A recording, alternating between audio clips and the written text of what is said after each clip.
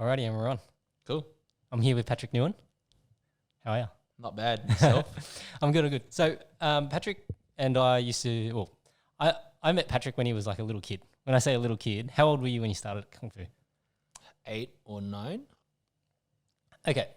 Now, actually, I just thinking about this, right? Because Stephen Liu mentioned that he started when he was around 8 or 9 as well. And he's a little bit older than you, though. Yeah. But I don't remember him at that age at Kung Fu. I thought he started similar time to me, Okay.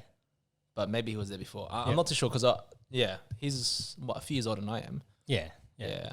So anyway, so Patrick, we always used to call you Little Patrick, but you're not really that little anymore. No. You've all grown up. Yeah, I mean, it's still hard for me to get my mind around it. Like all of my old nicknames, it's still there. Yep. But yeah, it's a different sort of dynamic seeing you guys again, like all of the instructors, Yep. you, Peter. I saw Jimmy recently. Okay. But yeah, because I feel like it was like speaking to an older adult. Yep. But now that I'm here, it's like we're sort of similar, right? Yeah. Yeah. And so, what do you think? Did Jimmy have his long hair? Was it tied yes. up? Yep. Yes, it was tied up. Tied up. Yeah. Do you still keep in touch with everybody else? Yeah. So I saw Jimmy quite recently. I would have saw him on New Year's. So every New Year's we usually catch up. Okay. I messaged with Peter in that, and I haven't seen Peter in a little while. But last time I saw him was probably for like visiting his clinic. Yeah. Oh yeah, that's right. And yeah, but I still talk to a lot of the guys. Yeah. I don't see them obviously day to day. Yeah. But most of the time it's probably just like messaging on WhatsApp and that kind of stuff. to stay Yeah. connected. Okay. Yeah. How about you? No. Look, from Shaolin, I probably see Lawrence. Yep. Mostly. Yep. Not so much anyone else in there, but like it's always good to catch up with everyone now and then. Okay, so I guess to give people some context. So Patrick started when we were at the Dilchiu Association on Park Road in Cabramatta. Yeah. So the Kung Fu school that we were a part of, we used to teach there on a Saturday evening, and Patrick was one of the students. At the time, I would have already been instructing, because when I started it, I started at a different location to Cabramatta, and so when I started going to Cabramatta, I was already helping to teach. And so I've seen Patrick grow up, throughout his teens, basically. And, we used to do line dancing together. It's 9 years? Yeah. About 9 years, yeah. Yeah. Far out. Yep. So you were actually a big part of my childhood. Yeah. What do you remember? Dude, I remember because me and I think we used to be like not look forward to your training sessions. Yep. Because you were a bit of a hard ass Yeah. back then, right? But it was painful. It was good now. Yeah, in hindsight. In hindsight, it's good now. But in the moment, you don't.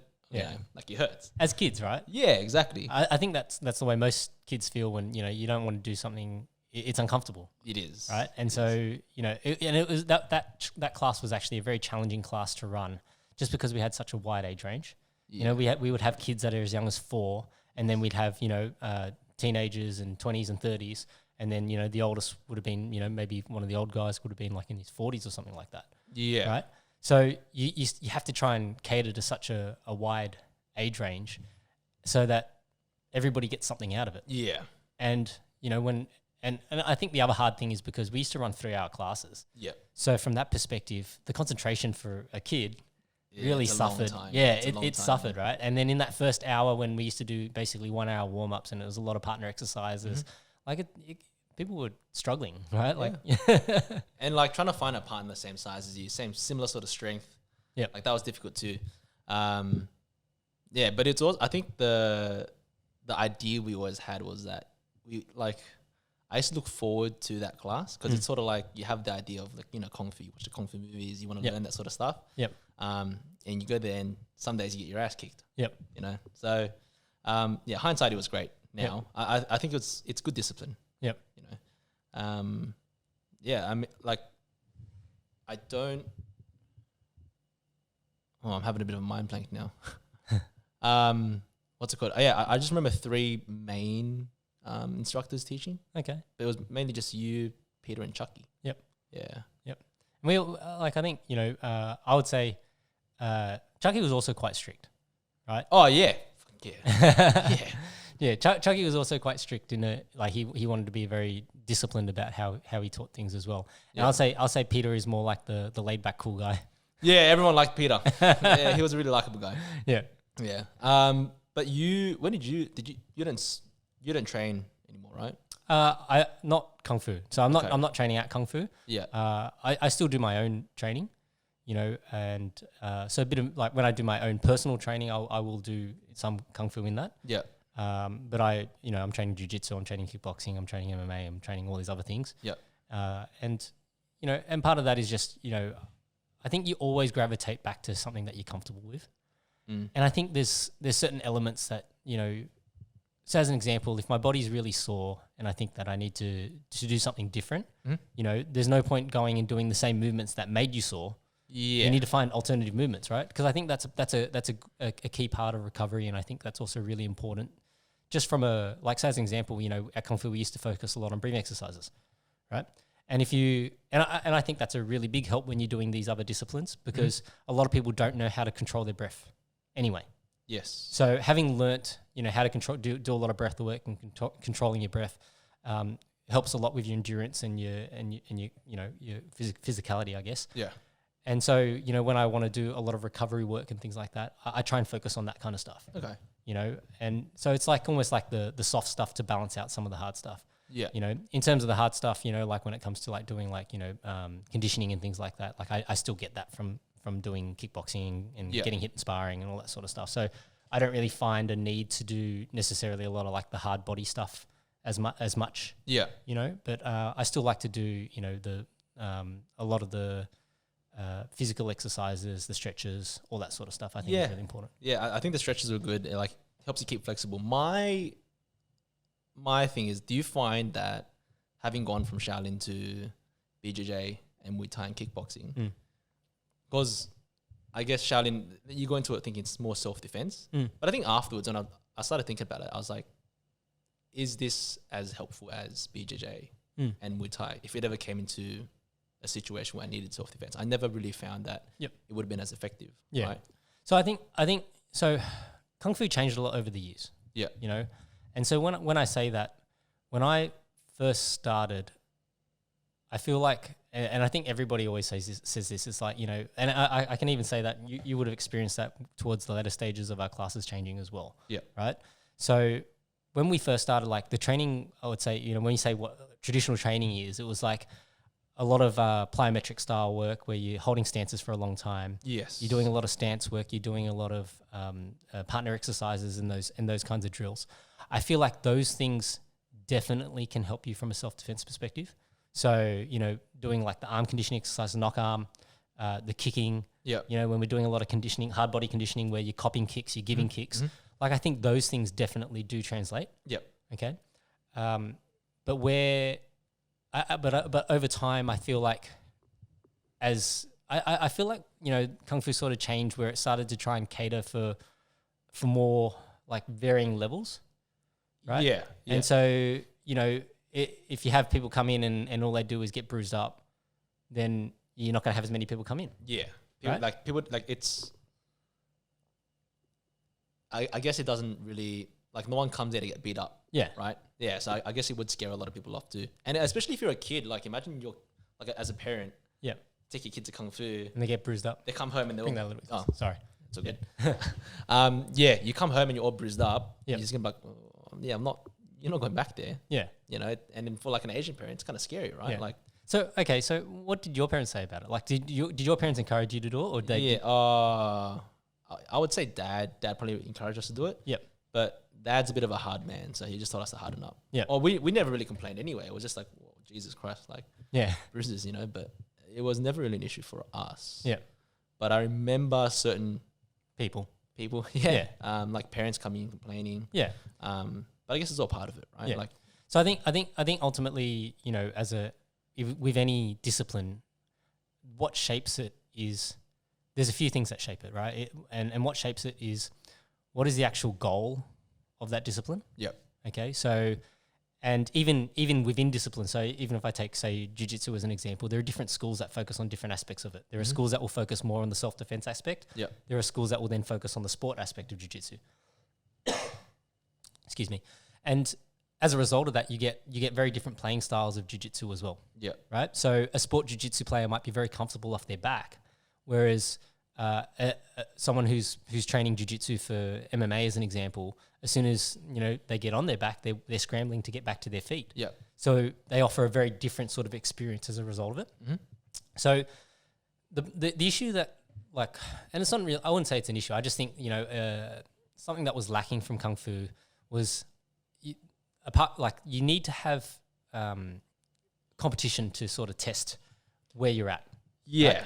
And I think, the purpose of the grading was to cover some of those aspects of it. Yeah. So when we would grade, you went through some gradings yourself. So, it was quite rigorous. Mm-hmm. It's tough. Like it was, you come out at the end of it and you feel like, shit, that was it was really hard work. Yeah. Right.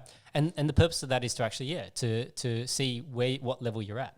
Now, when it comes to other styles, their gradings may not be as rigorous as what ours was at Kung Fu. Yeah. But the difference is that they might have competitions available where you can go and compete, and using jiu-jitsu as an example, you can go and do jiu-jitsu competitions. Yep. And they they hold quite regularly, and doing a comp is the equivalent of doing a grading, right? Yeah. And in some instances, depending on how difficult the competition is, it's tougher than doing a grading. Yeah. Right. So as a result of that, when you're consistently testing yourself on that level, you're probably going to eat shit a lot of the time. Yeah. But at the same time, you grow so much faster as a result of it. Mm-hmm. So I guess, and I spent a lot of time reflecting on this, because I really wanted to try and help Kung Fu to get, to move more into, I guess, a modern mindset, because I sort of feel like with any, and I think I've said this in other podcasts before, is that anything that humans are involved in, it's not necessarily about the thing itself. It's about the people that do it, right? So let's say let's talk about line dance as an example, right? So line dance itself, if you don't have anybody in the lines, doesn't exist, right? So we as the people breathe the life into that actual performance, right? So likewise, it's the people that breathe the life into the art. So whether it's jiu-jitsu, kickboxing, kung fu, you name it, any art, taekwondo, boxing, right? It's the practitioner that breathes the life into it. And so with any of those styles, if it's not growing, it's actually dying. Yeah. Because what you want is to encourage more people to breathe life into that. You want more people coming onto it, right? Because that's going to now allow you to refine more techniques, more concepts, a better understanding of how to put it all together. Yeah. Right. And what happens, I guess, when it comes to all those different styles, the key thing that governs what makes a style is the rule set under which they compete under. Sorry, I'll say that again. The rule set under which they compete under. Yes. So if you think about boxing as an example, because they say these are the strikes that you can use, these are the strikes that are illegal, they formulate a specific kind of strategy to box with. Yeah. Right? And so then, you go and then if you take kickboxing as an example, now it's a different set of rules, right? And then even, kickboxing, like American style kickboxing versus Muay Thai kickboxing, different set of rules. You can even take sports that are very similar, like Muay Thai and left way, where the only addition in left way is the use of headbutts, and the style completely changes. Okay. Right? I've never heard of that one before. Yeah, left way is a Burmese, I think. Oh, okay. Yeah, but similar area, right? Yeah. All in that sort of area. So, but so every time that you add or you change the rules slightly, you're going to get different styles appear as a result of that. So that's why, as an example, even though jiu-jitsu has come from judo, if you look at the two sports styles, they're very different because of the rule set, right? And that's why, even in wrestling, between a Greco-Roman wrestler and a freestyle wrestler, very different styles because of the rules of what governs. So I guess, what I found was the difficult part of Kung Fu is, if we're not competing under any specific rule set, you're not really able to then sharpen, the tool set. Yeah. Right. So if you're competing in Sandar, then so Sandar kickboxing versus normal kickboxing is a different rule set again. Yeah. Right. You allow throws, which then changes the dynamic. Right. So this is the thing. I think the difficulty is you got to look at, okay, what is the rule set that you want to compete under, because that is now going to shape the direction of the art in the future. Yeah. Right. And so for me, that's why I personally like to gravitate towards mixed martial arts, because I feel like that is the most rawest or purest form that you can get Yeah. before you go into the territory of eye pokes and groin strikes and that like, kind of stuff, right? Yeah, it allows everything, right? Exactly. So, you know, and so that's why I feel like, you know, for Kung Fu, it's very difficult for people to grow Kung Fu in today's world unless they adopt a rule set that they want to compete under, unless they have a specific direction in terms of, you know, what is the outcome that they're looking for. Yeah. You know, because you got to make that distinction. Are you training for self-defense or are you training for health and culture? Yeah. Right? Yeah. Because two different modalities. For sure. Right? If you're training for health and culture, yeah, absolutely. The breathing exercises, all that sort of stuff. It's very easy to translate those things. And that's where I felt it was more Starting health to and move, culture yeah, as opposed towards self-defense, right? Yeah. Because I feel like after I came out, 8 years of Shaolin, I reckon if you put me in a ring with like someone who did BJJ for 2 years, I would have got my ass handed to me. Yeah. Yeah. Like, yeah. And that's when I was kind of like, maybe I should look into more of, because that's what I wanted. Yeah. Maybe I should delve into like more BJJ or other, I suppose, self-defense or martial arts, right? Yeah. Even boxing. Yeah. And you see that, you know, in the top lines of competition anyway, that you do need to have experience across most of the disciplines. Yeah. However, if you look at, you know, the current list of champs, you know, they all have a specific base that they're very strong from. Yeah. You know, and so it doesn't mean that, you know, you need to be 100% in every style, you know, but if your strengths are that much stronger, you know, whether it's in striking as an example versus being on the ground, but you have good enough, you know, a good enough ground game to handle yourself when it gets there. Yeah. Like, you know, look at Israel Adesanya, right?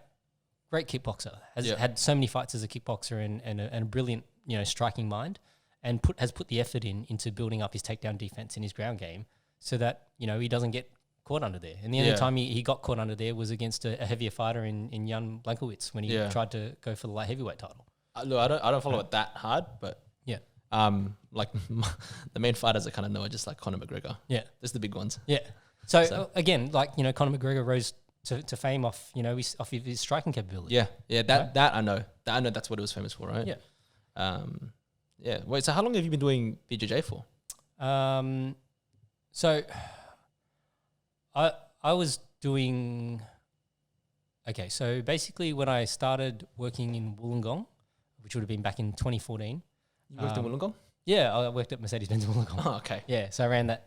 Was the general sales manager there for 5 odd years. And so when I was down there, I was looking for, you know, somewhere to train in the mornings. Yep. And I came across a gym down there called Full Circle Mixed Martial Arts. And I was training there with Russ. And so I thought, you know, at the time, because when I'd competed in the past, I didn't actually have a problem in the striking. It was always on the ground that I had the issues. Okay. So I thought, you know, I need to complement my striking game. So, and that was, you know, purely Kung Fu based striking. Yep. Right. So I needed to complement my striking game with an understanding of what's going on the ground. Yep. And so, you know, I started doing some MMA grappling there. Was training, you know, with Russ for about 5 years there, and at the same time, you know, somewhere towards maybe, you know, 4 years in or something, I started rolling with some guys just around this area at Integrated Combat Center. Yep. And that was through Jason Tan, who used to train Kung Fu. I don't know if you remember. I remember him. So he got into jiu-jitsu and so we kept in contact and he was like, oh, you know, I sometimes roll with these guys, you know, if you want, come down and he talked to Dave and Dave said, yeah, come. And then so I started rolling with those guys. I was probably rolling with them for a couple of years. And then, you know, Dave said to me, you know, Johnny, you're spending the time here, you might as well get the rank to go with it. Yeah. And so then that's what formally started my jiu-jitsu journey. But I'd probably been rolling for, you know, maybe 6 odd years before I actually started. This place is close to Hurstville. Sorry? This is the Hurstville gym. Yeah, this is just at Pecos. Oh, okay. Yeah. Yeah, well, one of my good mates actually rolls with you. Yep. Sometimes. Leo Tang? Yeah, Leo. Yeah, I rolled with him last night. Yeah. Last night? Yeah. Oh, okay. Yeah, he had broken his knee or his he MCL recently, right? Yeah, he got tweaked, yeah. Yeah. So that was an unfortunate accident. I think what happened was somebody fell on him. Yeah. In the middle of training. So in the training room, and it's just, you know, a bit of chaos sometimes. He told me it was under your class. Probably. Yeah. I was doing, I was showing, I was teaching a specific style of takedown, and I think, so I think he was training with somebody, and I think they might have been facing a different way, and then there was another okay. couple that was facing that way. Yeah. And so then when the takedowns happened, somebody's taken He the other would've person rolled- down rolled and, over. and rolled over his leg. Yeah. So, yeah, that was unfortunate. Oh, man, that's Look, injuries suck at the best of times, right? yeah. So, and then, you know, sometimes, like, you know, I was talking about this with some of my kickboxing guys the other day. One of the guys was saying, you know, like, well, sometimes, and because they're prepping for a fight, and they're like, you know, why do we do this stupid sport? Like, you know, we come here, we get the shit beaten out of us, and I'm like, you say that now, but you know, as soon as you get in that ring, you'll fire up, and you'll be like, yeah, I love this shit. Like, it's an addiction. Yeah, dude. Everyone I've spoken to, everyone I know that's gotten into like BJJ, Yeah, like even people I never would have thought would get into it. yeah, They get really, really into it. yeah, You know, and people obsess over it. yeah, I mean, I've always said that I was gonna do it. yeah, But I've never really put in the time. You know, because for me, it's just like it's more just, can I commit the time to go X amount of times a week for Yeah. it to be worth it, as in worth the price? Because Yeah. it's pretty pricey, right? Yeah. Like it's like what, $50 a week, Mm. 50 maybe $100 a week. yeah, Whereas at Shaolin we're paying what, like Shaolin was so cheap. It was Yeah. like $10 a lesson. yeah. Yeah, and as I've gotten busy, I'm just like, I don't even know if I'm gonna have the time. Mm. But I guess that's Yeah, a well, you like easy you, excuse, you, right? you still keep fit doing other things, right? Yeah, I try to like work out here and there, but that's pretty much it. Yeah. Play a bit of Oz tag here and there. Yeah, see, and that's the thing. Like, you got to. I think it's always good to have things like disciplines or things that keep you disciplined. Yeah. And so, you know, for me, out of all the different forms of training, I enjoy martial arts the most. Yeah. So going to training for me isn't really. I don't view it as work. You know, I enjoy it. Yeah. Right. Yeah. So, you know, when I do those things and I focus on those things, it's like, you know, it's not work at all. Yeah. Even though sometimes, you know, you're getting the shit kicked out of you, you still enjoy it. You still enjoy it. Yeah. Yeah. I get where you're coming from. And, you know, I think, you know, it's better to have those positive addictions rather than those negative ones of, you know, wanting to go out and party and all Yeah. that sort of stuff. Like, you Yeah. know, people fall into that trap and then, you know, but like I've always loved martial arts. You know, I was at Kung Fu for 20 odd years of my life. Yeah. It's been like, it's you've probably spent more time in Kung Fu than you've spent out, or you Yeah. spend more time training than you spent out, right? Yeah. Yeah. Yeah. I definitely think I will get into it one day. I don't know when. Hopefully this year. You just got to pull the trigger, mate. Yeah, I know. I know. Yeah, I just got to find the time. And it's also about finding the right gym. Yeah. Too, right? Like, because I have some of my other mates, like I hear stories, and they're like, some gyms close towards where I live, Mm. it's like apparently you just go there and like people have big egos. Some of them will just kick the shit out of you. Yeah. Right? That's not a good time either. Yeah. You got to, okay. So this is, I will say this point because I always think this is a very important point to consider when people want to go and train somewhere. Yeah. You need to look at what is your style, like in terms of how you approach it, because Yep. sometimes it's not actually that, you know, that somebody's ego might be big. So I'll give you this example. Where I train kickboxing, Yep.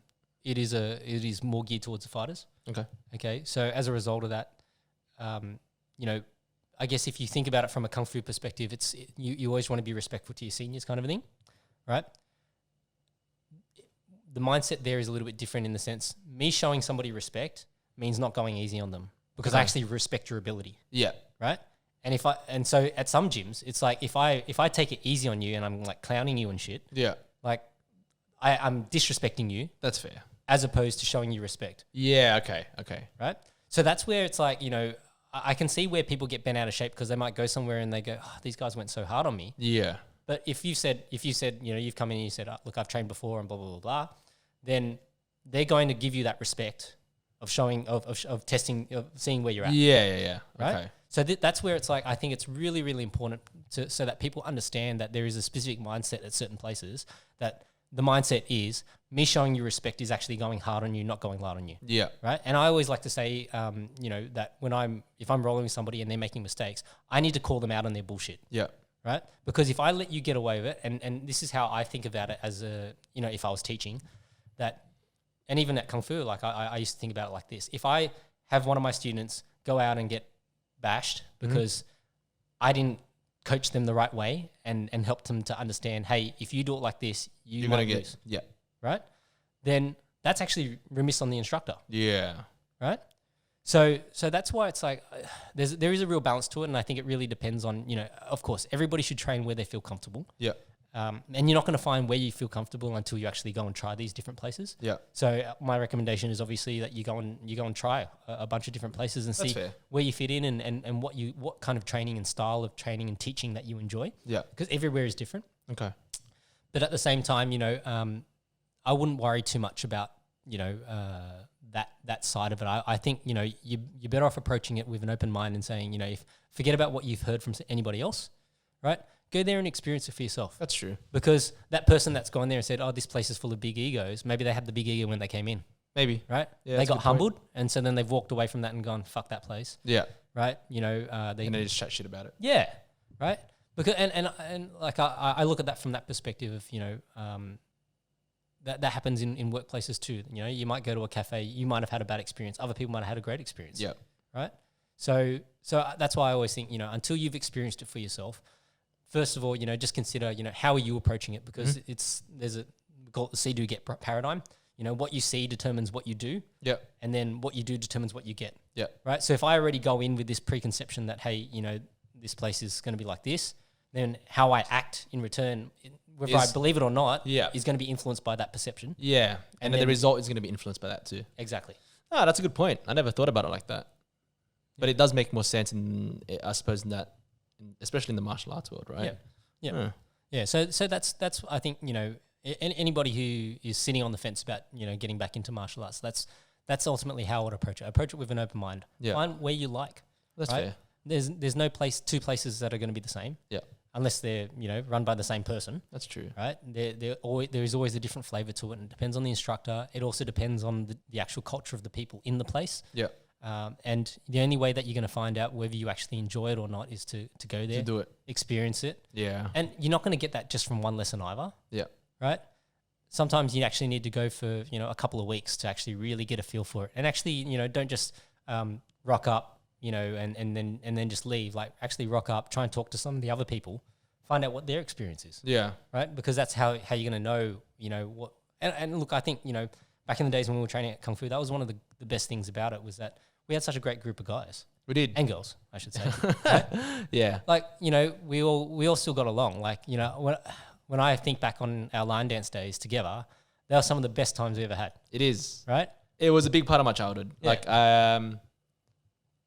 I think looking back, that was probably a very, very major part of my life. Yeah. And the people that were there was a big part in, I suppose, who I became today. Yeah. Like everyone there had a big influence on who I am today. Yeah. Like most of my friends were from there. Yep. People I hung out with was that line dancing from there. Like, it was pretty much school, home, and Shaolin. Yeah. There wasn't much else outside of that. Yeah. But yeah, I mean, it was for me. I think it was just like I had done my time there, and it was just time to move on. Yeah, I suppose. Yeah. All right. Well, let's sort of pull it all back, and so we'll get into obviously that you're back in sales now. We went on. Sorry to start this podcast off with a massive tangent on Kung Fu and martial arts, but let's talk about what life was like growing up for you. So I remember that your parents have a bread shop. They still got the bread shop, don't they? They do still have the bread shop. Okay. It's about 20 years old now. Wow. Yeah. And you never wanted to go and bake? Never. It's crazy. Like my mindset's changed so much since it first started. Like in terms of going out there and baking, like I just found it so boring. Like it was just so mundane. We would come because when I grew up pretty poor. Yeah. Right. Because mum and dad had come from Vietnam, not come back, but they had come from Vietnam, worked in a factory together. That's where they met, got married. Yep. And then it was pretty much our entire extended family living in one little house together in Villawood.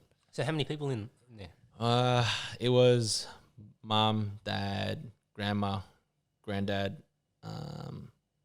one auntie, two uncles. Wow. Yeah. And then there's you, and you also got a brother, right? Me, my brother, and my sister as well. And your sister. Yeah. Okay. I don't even know how much it is. It's like what, 9 people? 9 people. Yep. Yeah. So you would fit, we fit my two uncles in the garage. Yep. Sister, grandma, auntie on a bunk bed. Yep. Grandpa, mum and dad, me and Ray would sleep on the floor. Wow. Yeah. So, and do you know, so obviously your parents would have been coming to escape the war, right? Dad, yeah, I'd say both of them. Yeah, both of them escaped the war. Okay. Dad came via boat. Pretty sure my mum came via plane. Yeah. Well. Well, actually, Dad tried to escape via boat. He got caught, Okay. and then he got flown over after he went to jail. Shit. Okay. Yeah. So hang on. So he got caught in Vietnam, or he got caught? He got caught in Vietnam. Okay. Yeah, he didn't make it very far out. Yeah. It's probably out by like a day, and then the equivalent of Navy. Yep. Yeah, caught him, put him in jail, 18 months. Wow. Yeah. Have you ever asked him about what that experience was like? Oh yeah. So what did he say? Oh, it's always like he always says that jail over here is like a holiday. It's like a hotel. Yeah. It's like he was saying stuff like the jails in Vietnam. Apparently, what they would do is like when you go to sleep, they would tie you up or they'd chain you to 10 other people. Yep. So if you had to wake up in the middle of the night to go check a piss, You take all 10. take all 10. Yeah.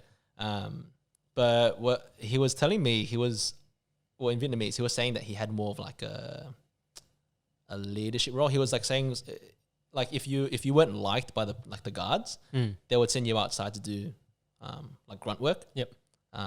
But my dad would like sweet talk the guards early on, and they let him do work inside. Okay. And they just treated you like a lot better Yep. than they would treat the other ones, right? You wouldn't have to be tied up at nighttime. Yeah. You get a bigger cell. Yep. You know.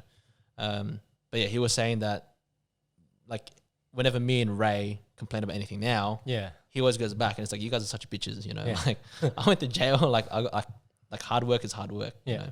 You know? It's so we don't really complain about much anymore. Yeah. So yeah. 18 months in jail, and then he just goes and tries again, basically. No, my auntie sponsored him over. Oh, okay. Yeah, All right. so So, he got hit originally front he row. was like just illegal trying to get out. Yeah. Okay. Yeah. I think he was of conscription age. I'm not too sure. Okay. So I they wanted to assume send- that's why he would have wanted to escape, right? Yeah. Like, Yeah.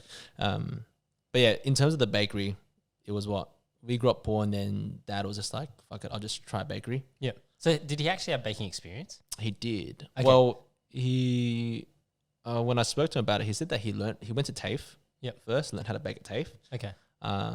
He worked with some guy. He knew somebody who taught him everything as well. Yep. And then he just took a punt at the bakery. Wow. Yeah. Okay.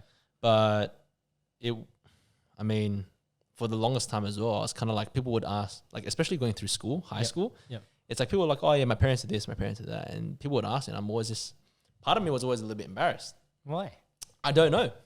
I don't know if it was because like, I thought being a baker was just not the standard job because, you know, growing up, my parents had always drilled it into me. You need a respectable job. You could either become like an office worker, you become a doctor, you Yep. become an optometrist. Yeah. And he was always just like, you don't want to become like a baker. Like he would talk down his job so much. Your dad would. Yeah. Yeah. And I think it came from a place where it was more like he didn't want us to go follow into him it. because he Yeah. knew how hard it was. Yeah. Right. Like, Well, we're talking like most bakers, what, 4 a.m. start? Well, what time does so do you remember what your dad's routine was? it was a Well, lot worse. It's a lot better now than it was before. When he Yeah. first started, he would come home at 8 p.m. at night. Yeah. And he would come home 8 o'clock at night, eat dinner. By 9:30, 10 o'clock, he was back in bed. He'd wake up at 3 o'clock in the morning and go Yeah. back to work again. Yeah. And that was for the first 12 years. Wow. Yeah. It's pretty crazy. Yeah. But being a kid at the time, you didn't really understand it. Yeah. So, yeah. It's hard because I always think, and I've been saying this lately in terms of my own parents, right? My parents are the same. They used to work really long hours, had their own businesses. You know, I remember eating, you know, for me, eating dinner at 8:30, 9 o'clock at night was normal, Yeah. right? And, you know, now, you know, at home we're eating dinner as a family like 5:30, 6 o'clock. Yeah. Yeah. It's very different, right? It is. You know, so like my parents put in so much effort to just, you know, try and put food on the table. I guess the thing that was problematic about that is that, you know, as a kid, we don't get as much time with our parents. Yeah. Right. And so then it becomes, you know, we sort of, I don't know, like it's not that I'm very grateful for it in the sense that, you know, because my parents obviously afforded us all the opportunities that we've got. Yeah. Right. But I also feel a bit remiss, you know, that we didn't get to spend as much time together. Yeah. In those formative years as you're growing up. Yeah. Right. Do you feel the same way? 100%. Oh, a bit of a coffee got there, Johnny. Maybe COVID. Huh? Shit. Something stuck in there. It was definitely, it was more upon reflection when I think growing up through it, it wasn't I didn't think about it that much. Yep. I just knew that the relationship with dad wasn't amazing growing up. Yep. But I never understood it. Yep. Right? Like, because dad would always come home and it seemed like he was always angry. Yep. Looking backwards, he was just really Tired. highly strung. Yeah. Tired, put all the money in the bakery. Yep. And he was just struggling to make it work. Yeah. But as a kid, you don't think like that. Mm. And as a kid, you're just like, damn, man, my dad's angry. Yep. Like, man, I just did something little. My dad's all pissed off at me. Like, Yeah. That's what it was. Yeah, growing up. And it wasn't only until we were like 15, 16. As I started getting older, I was like, fuck, man, like he's working this hard for us. Yeah. So that's when gratitude sort of kicked in a bit more. Yep. And it's gotten like, as I've gotten older, I've started to appreciate it even more. Yep. But also, what's it called? I started working on the relationship with my dad a bit more too. So that improved, and it's great now. So what did you do to try and do that? Just started talking to him more. Honestly, like, because before it was just, when you're, 8, 9 years old, Yeah. your dad comes home, all he does is yell at you and beats you. Yeah. You're like, fuck, man, I don't really want to talk to you. Yeah. Yeah. And then it's so funny, like, thinking about it. But every time he beats you, you're like, fuck, man, like, fuck this guy, man. Yeah. Like, oh, man, what the fuck's he beating me for, Like, and then he would always put his line where it's just like, I beat you because I love you. Yeah.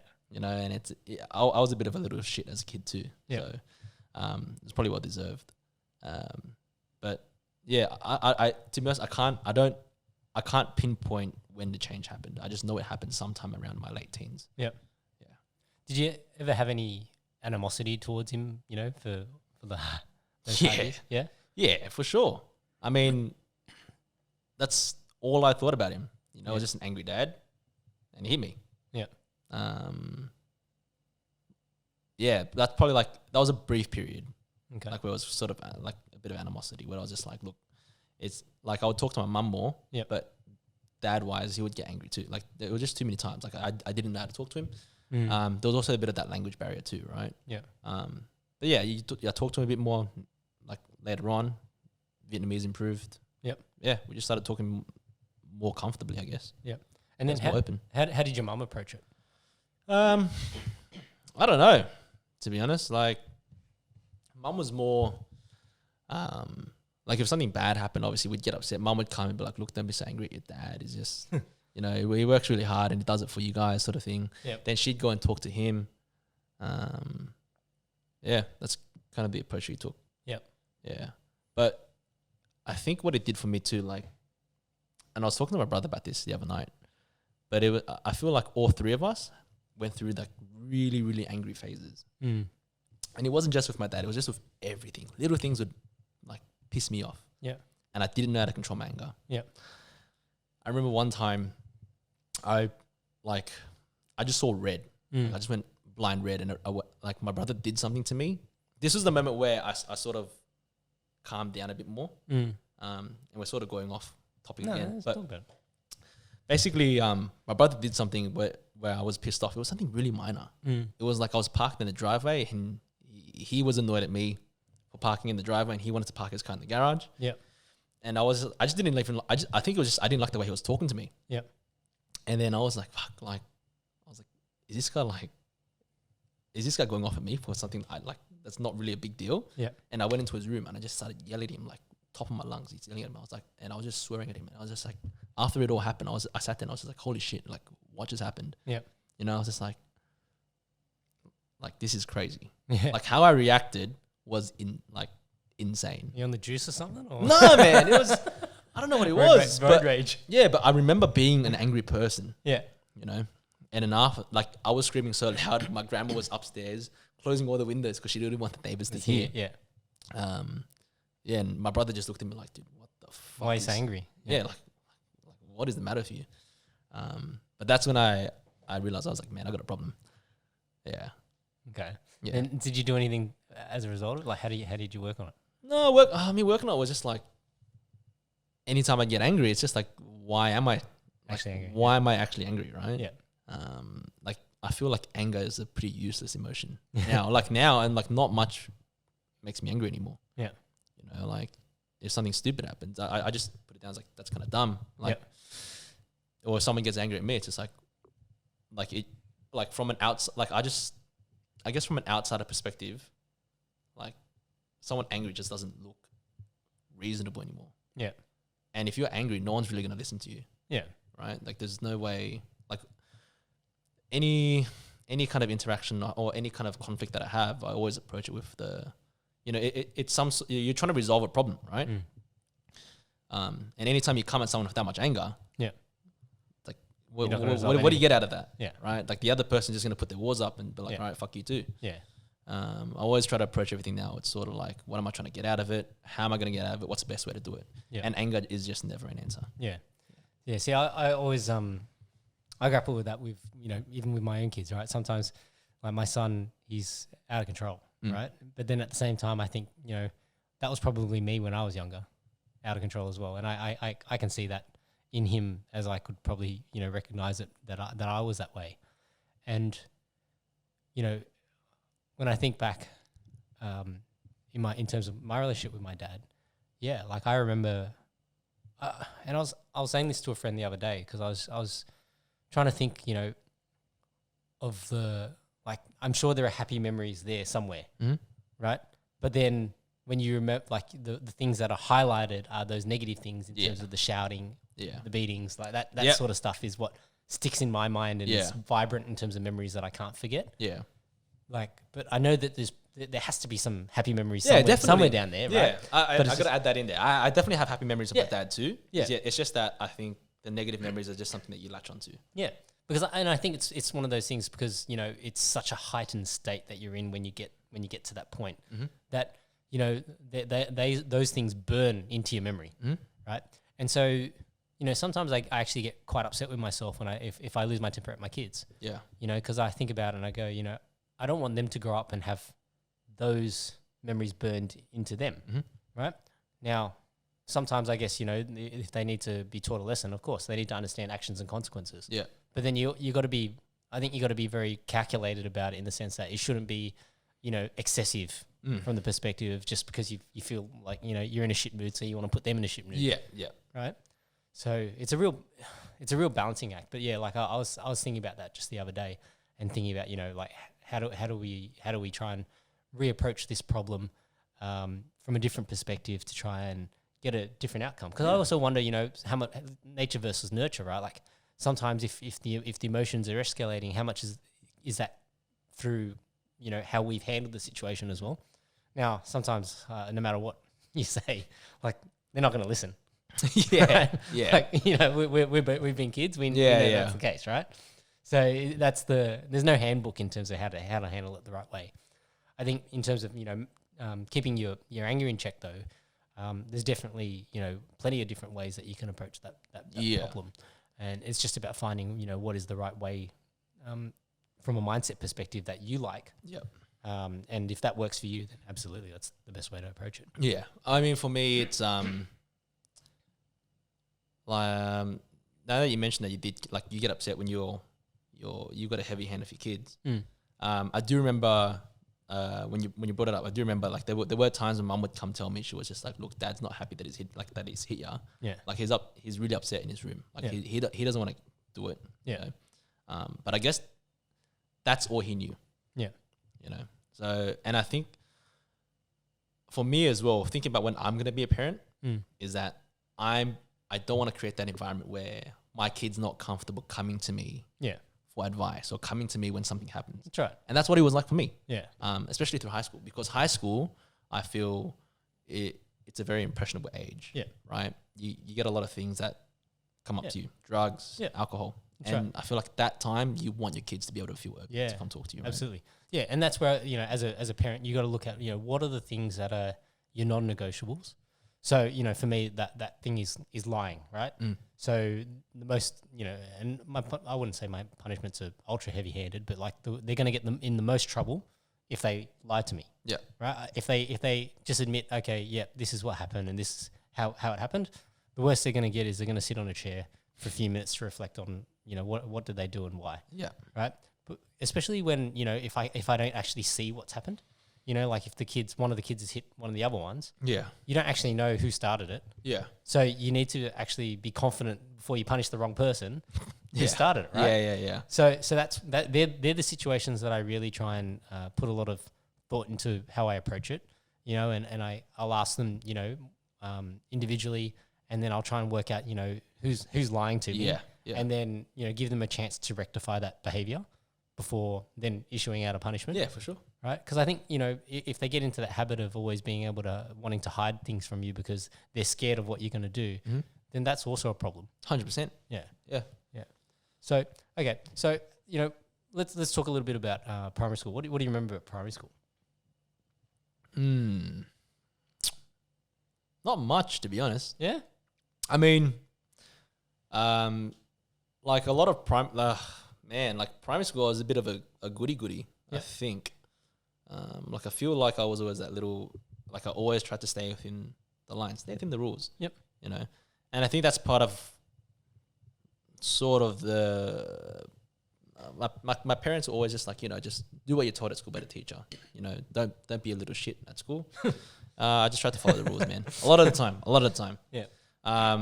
But I feel like, yeah, not much. Not in terms of primary school, not very much. Really? Yeah. So, okay. Like, I would say high school is where you remember more developed. things? Yeah, remember more, developed the most. Yep. Yeah. So what high school did you go to? Patrick Brothers, Fairfield. Okay. Yeah. And so what do you remember about high school? What's it called? Oh, well, I went into high school being like a little, like trying to stay within the lines. Yep. But then the people you hang around with sort of, you know, influence you a little bit. Yep. You know, you start to fuck around a little bit more. Yep. But there's a few things. You know, I was talking to like one of my mates, because I went to school out in the West. Yep. Right, Patrician Brothers Fairfield's out in the West. Yep. And it wasn't the roughest school, but there was a little bit of a culture of like, you know, you get into fights here and there, like a bit of an alpha dominant sort of thing where you know you want it to be the biggest, strongest guy. You want it to be the coolest guy. And I think that was a bad. I would say it's not the best culture. Yep. You know, because, and I was talking to my brother about, I think that's part of that also influenced my anger issues too, because it's sort of like never ever back down from like a fight. Okay. Right. I remember there's one thing we had in high school. It was called Ultimate Fight Club. Okay. Where it was our group of friends would go behind like a science block and they'd be like, all right, you and you start fighting each other. Yeah. And it's fucking crazy, man. Like looking back on it now, it's just like, this is insane. Yeah. You know, but when you're a kid, you're kind of dumb. Yeah. So how often would you guys fight? I remember it being pretty often for a certain period, like almost every day there'd be like a new fight. You'd film it. But I just feel like that school academics wasn't really like, it wasn't cool to be academic, right? Yeah. It was cool to be in that group. So who would film it and what would they do with it? Nothing. You would just spread it around and you would just, you know, be like, wow, you're a sick cunt, bro. Like, you know. Okay. You know what I mean? And that validation, it's just that validation. Yeah. But I was talking to a mate about it because I left high school like that. Yeah. And at that high school, there wasn't very many academic people. Yeah. I'm not super academic. And I wouldn't say I'm super smart, but I did well in certain subjects. Yeah. But I went, it gave me like this false sense of, I thought that I was above average, or I was a bit smarter than everybody else. Yeah.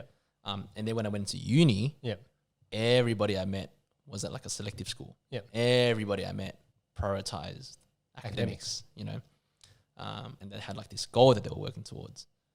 And then, so when you left school, did you have a goal? No. Okay. So what did you want to do when you left school? So what were you thinking in year 12? I didn't know. Okay. You know, so what I did was, I was like, my parents were like really struggling to try to find a profession for me. Really? They were like, oh, how about this? What, do this. And I was just like, oh, yeah. But my marks weren't like great enough to get into anything they suggested, like becoming a doctor, becoming a dentist, right? So what did you study at uni? Well, they suggested optometry, and my marks definitely weren't good enough for that. Okay. So I went into vision science. Yep. Hoping to get into optometry via pathways. Yep. Right. And it's really competitive.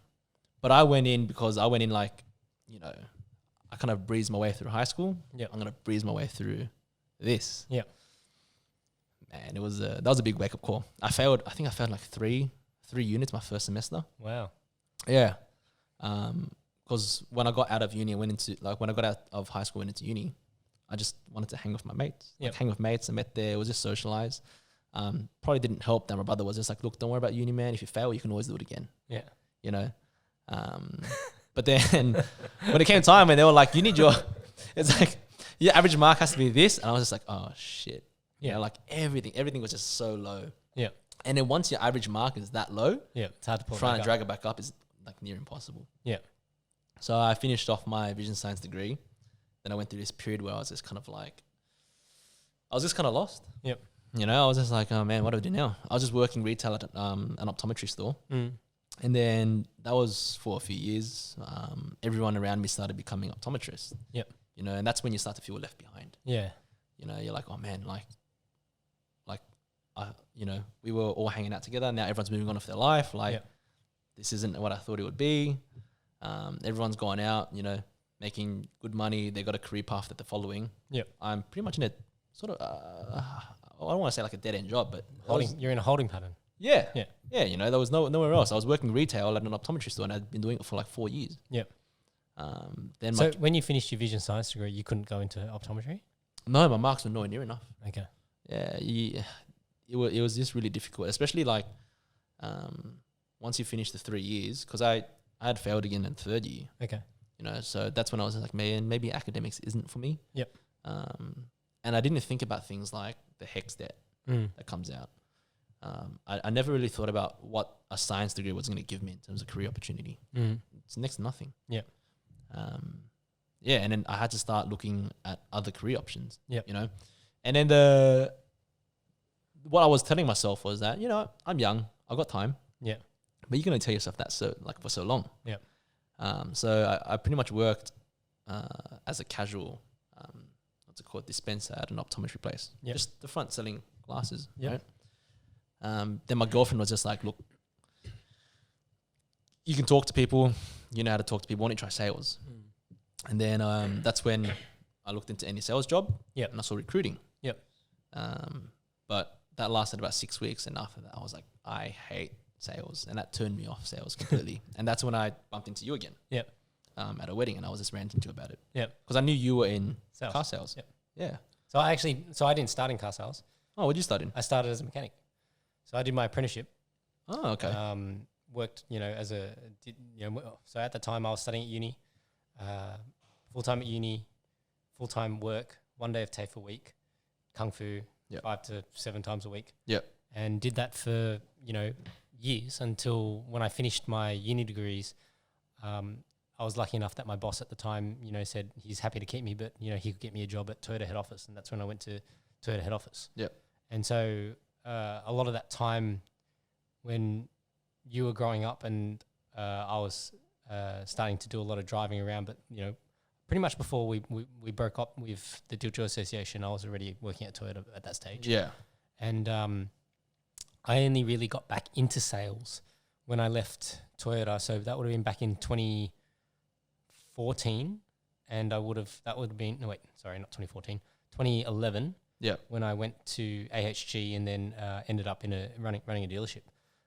So I was running Castle Holden, and part of that was, you know, being so what happened was the original dealer principal that they had hired for that role decided after 3 months that he didn't want to do it anymore. And because at the time, you know, we were building a new dealership. Yep. And so we're operating out of this temporary facility. And actually I was there from the first month because the sales manager that they hired, Peter, a good friend of mine, he was on holidays still. So they said, Johnny, can you be the sales manager for a month? So I was running that sales department for a month. Probably in hindsight, it was probably like a bad thing for them because, you know, I sort of set this really high expectation. Yeah. And it wasn't off the back of, you know, my specific knowledge of sales per se. It was more off the back of my willingness to succeed. Yeah. Right? So part of me becoming good at sales was through this constant refinement of trial and error. Yeah. But at a pace that it was like, you know, and so, you know, so as an example, when you watch kids learn, they pick up things so fast. And we always think, oh, how do these kids learn things so fast? It's because they try things until they realize, hey, this doesn't work, so they try it Yeah. a different way, right? And they're not afraid to fail. Yep. And so for me, I did that on a very accelerated pathway where I was trialing many different things and many different tactics and many different, resources and doing my own research and homework because I didn't want to fail, right? Yep. So I had this real desire to succeed. So I was trying anything and everything to try and make sure that I could get the right outcome when it came to sales. Yep. And so after my first month as sales manager there, then the other sales manager came back, and then the results were weren't as good as when I was there. And so that probably also set up that poor dealer principal to then decide after 3 months it wasn't going to be the right thing for him. Yeah. And then as a result of that, then Chad, my boss at the time, said, Johnny, you wanted to run a dealership. Here you go. Wow. If you make it work, well, then we'll keep you there. Yeah. And so, I was at Holden for 3-4 years of my life. And, and I think part of that, there was, I made mistakes, right? And so part of my mistakes, unfortunately, in terms of my willingness to succeed, I made some mistakes in terms of how I managed my people. Yeah. And I'm really open about this. I think I'm so much a better operator than I was then, because back then I was operating out of ego. Yeah. Right. That it was all about me. I wanted to make sure that I succeeded. And as a result of that, Well, I put my learning and development above my people's. Yeah. Right. And so by focusing on my learning and development, I got really good really fast, but I created lazy people. Yeah. And that was really hard to then reconfigure, I guess. And so, and then at the same time, I got sick of Holden as well. Like, spending 4 years of my life in that brand, like, as good as it was as an Australian brand in the past, unfortunately for Asian people, it's not a popular brand. No. Yeah. And so it was really difficult for me to sell it to my friends and family, without going into, I guess, the I wouldn't say the dirty side of sales, but the side of sales which isn't as honest and transparent. Yes. Right? Yeah. And that didn't really resonate for me. And so I actually, lost my passion for selling at that point in time and my passion for the automotive industry. And so I took, 6 months off, got married, had my honeymoon and all that. And then I only refound it when I went, and then I ended up at Mercedes-Benz in Wollongong in 2014 for the next 5 odd years, And I guess what rekindled it there was that I could settle into a method of selling that really resonated with me as a person. Yep. Right. So, and look, I wouldn't say that my approach is the best way or whatever. It's what worked for me. Yep. And I worked on the transparency principle that I was going to try and be as transparent with my customers as possible to get the best outcome as possible. So I became really good at being very honest about things and being almost blunt. Yeah. Right. But at the same time, being able to deliver, difficult news or hard news and be upfront about it, I think actually gained me a lot more respect and rapport from my customers. 100%. Right? Because, people can feel when, somebody's not being 100% honest. Yeah. So, I really then managed to develop a style of selling that I think A, suited the brand, but B, suited my style on a personal level. Yeah. And, I've got a whole methodology that's built around that I try and teach to other people. Yeah. It doesn't necessarily mean that it works for them in exactly the same format because it depends on your personality, right? But, if you can't get good at delivering bad news, then any sales job is going to be very, very difficult. 100%. Yeah. I think it's just better long term as well. Yeah. Once you get into the dirty side of sales, it's very short term gratitude. Yeah. You're not gonna you're gonna end up with a bad rep. You're not gonna get those customers long term. Like the way that you do it, and I want to say the way that I do it too. It's like you start off slow, but over time it does build up. Yeah. And it stays that way. Yeah. Right. And, it's a much better way. I was gonna ask you because you said you wanted to succeed, right? Yeah. Like how did you define, I suppose, success?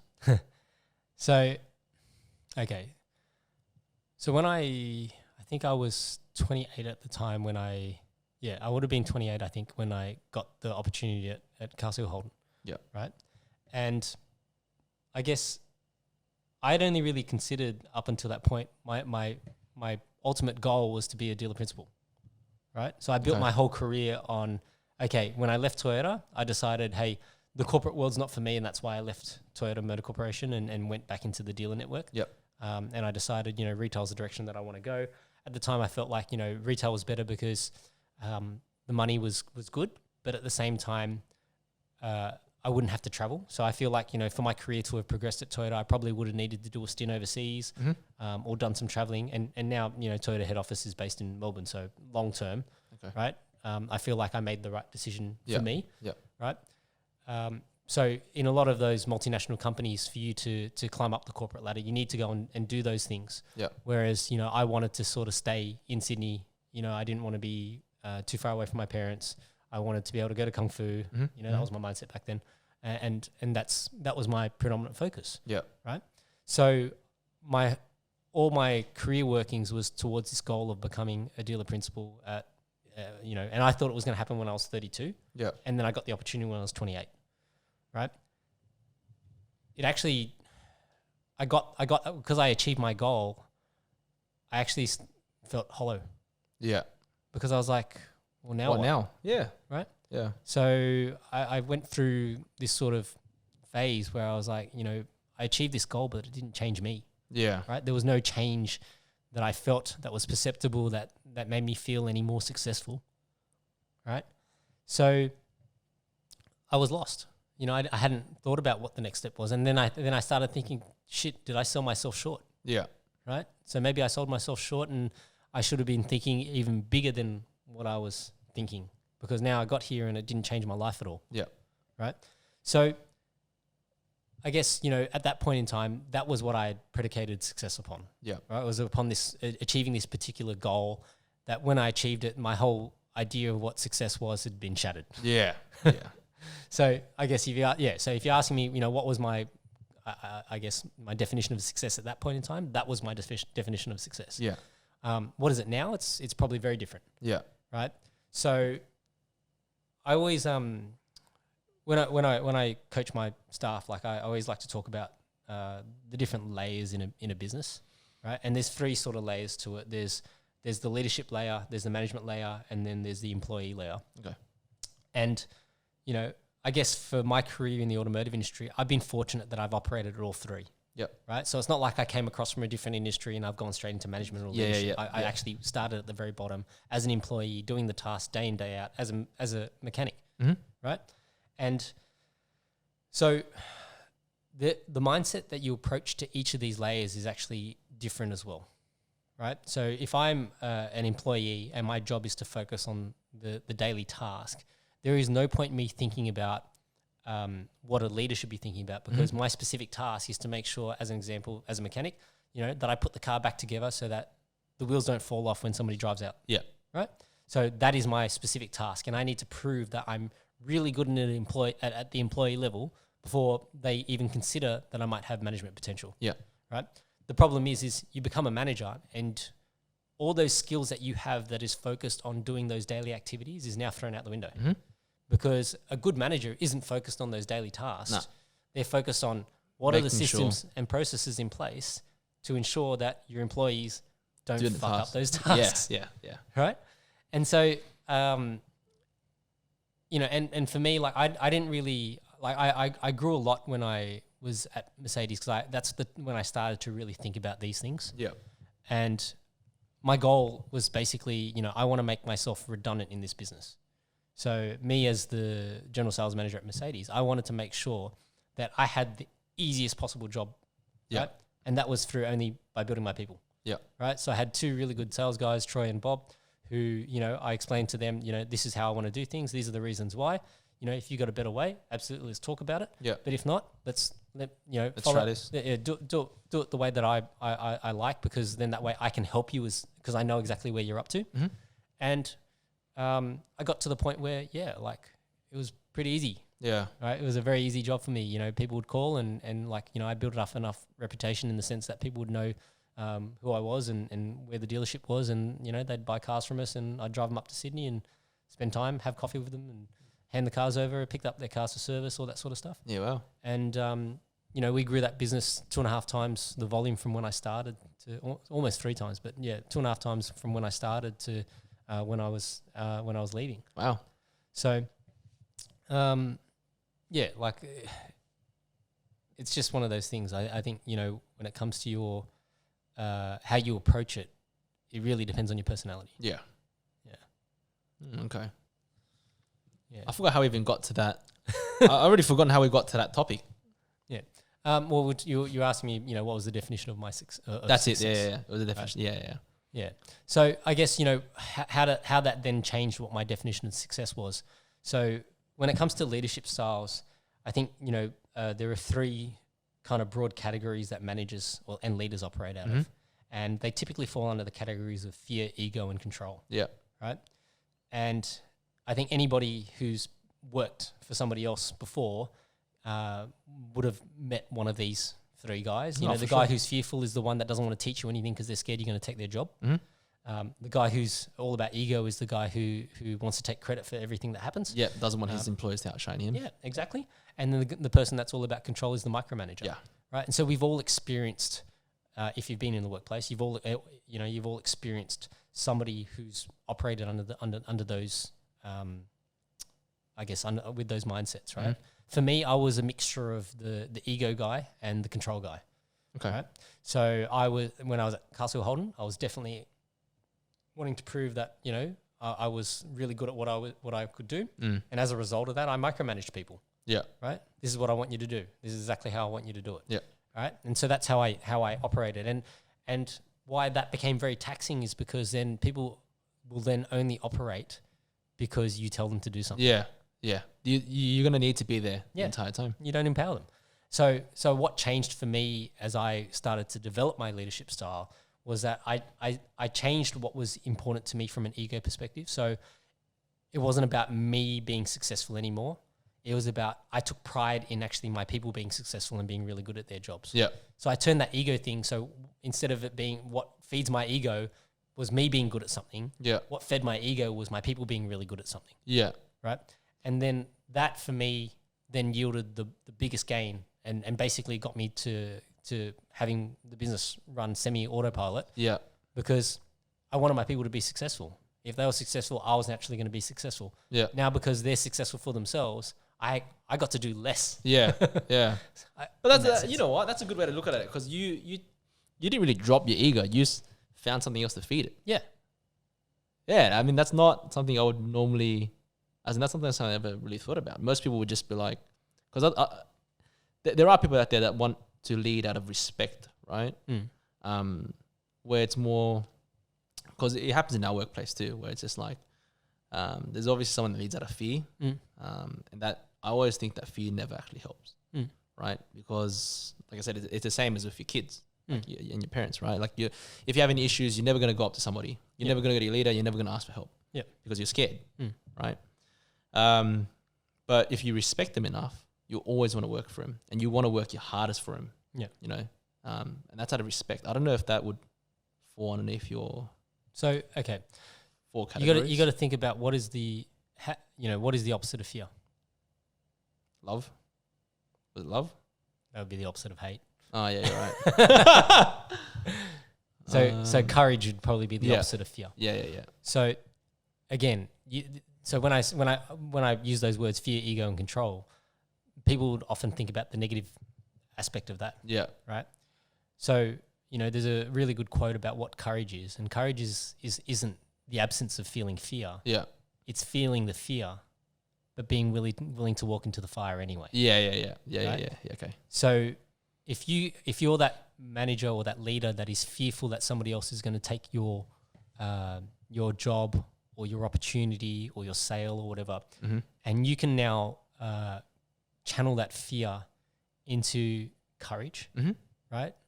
Then you can because I think those three negative aspects exist in every human, right? Yeah. So not just people that are in leadership. It's just that these things they're exacerbated when you're in leadership positions because people expose you. Yeah. So that's why I say it's like we've all experienced those kind of managers. Now, how does that manager now go and turn around and turn that fear-based approach into something that is courageous? Yeah. Right. How does somebody turn that ego-based approach where it's all about me into actually it's still about me, but I'm feeding myself off you guys being really successful. Yeah. Right. Right. That person who's a control freak. Well, it's now about understanding. Okay, how do I have controls in place that don't require me to be dictating to you what to do? Yeah. But have these controls in place that you automatically know what to do. Yeah. Right? So you can turn these 3 negative things into positives. You just got to understand what is your approach to it. Yeah. Right? What is it that feeds you? Yeah. Right? Some people may never get it. Right? Some people, no matter how hard they try, they will always still be thinking about themselves, because you can't just say, oh yeah, I care about my people, and then it's like you actually don't care about your people. Yeah. You actually have to really, really be invested in your people for that to work. Yeah. So that worked for me. I'm not saying it's going to work for everybody else, but when I chose that was the pathway that I wanted to walk, and when it came to my leadership style, I really wanted to focus on being that guy who was really proud of my people and developing my people. It resonated for me. Yeah. Right. And I think, when you look at the most admirable leaders in the world of big business and things like that, they're typically focused on developing their people. Yeah. Right.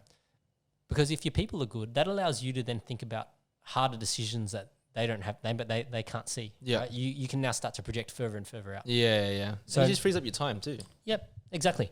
And so that could have been part of my downfall, and part of why I had to leave BMW. Yeah. Right. Like I had a business that was running pretty well. Obviously, COVID had a little bit of an impact, but there was other things at play, and I had principles that I wanted to abide by, and so I took a stand, and that didn't bode favorably for me. Yeah. But one door closes and another one opens. That's fair. Yeah. Yeah. So, okay. So yeah, let's go back to your journey, right? So then you hated sales. We caught up at the wedding, and I can't remember what advice I gave you back then. I don't know if you remember what did I say to you. You told me that you told me not to. You told me to think of it like a game, right? And I can see it more now. Yep. Right. Because back then when I was doing recruiting, it was just in an office. Yep. It was at 4 walls. I had the manager there just micromanaging me. Yep. And I pulled the trigger. I quit. Yep. Right. And I was like, fuck that. Never ever going to go into sales again. Ever. Yep. I was like, sales is just it's dirty. The people above you are annoying. There's just no good mentors. And it was a terrible outlook that I had. Yep. Especially because I only had it from one experience. Yep. I didn't, just because I experienced one thing, I just had this perception of sales. Yep. And that really shouldn't be the case for anything that you do. I went back into working at the optical store for another year. Yep. Traveled a bit, and then after a year, my girlfriend graduated. And then I think she was just like, look, she's like, I'm an optometrist now, right? Yeah. She's like how she saw the way I was living my life, she couldn't really see Any future. a future together. Yeah. Right. And that was a pretty big pill for me to swallow. Yeah. Because we had been together at this time maybe 5 years. Yep. And I was like, holy shit, I gotta get my shit together. Yeah. So she was just like, look, why don't you give sales another go? Yep. And then I was at a crossroads because my dad was saying, why don't you give audiology a go? Okay. And why audiology? He has this obsession with healthcare. Yeah. My brother's a podiatrist. My sister went into speech pathology. Yeah. And my auntie is a doctor who's really wealthy.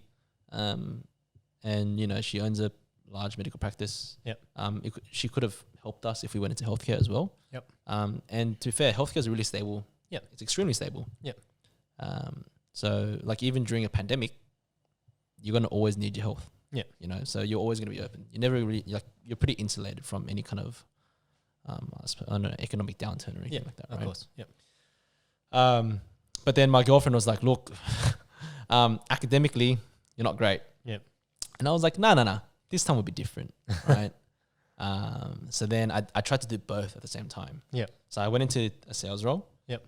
And then I started studying to become an audiologist. And that's a master's degree. Yep. So what I had to do was do a undergraduate degree, get good marks in the first year, and then transfer in. Yep. But then as I did teaching for the first 1 semester. Yep. And I bombed out of that, and I was like, yeah, you know what, that was a terrible idea. Yeah. And she was like, just do something. Yeah. So I just took a chance at sales again. Yep. And here I am. Okay. Yeah. Haven't looked back since. But then the sales interactions I have now, it's very much like I have a product that I'm selling. Yep. And it does feel more like it does feel more like a dance. And then now I'm on for the mindset where it's just like almost every single interaction that you have with somebody is a sales interaction. You know, like how would I say it? Even if you're looking for a job, you know, you need sales skills. You know, you're selling yourself to an interviewer.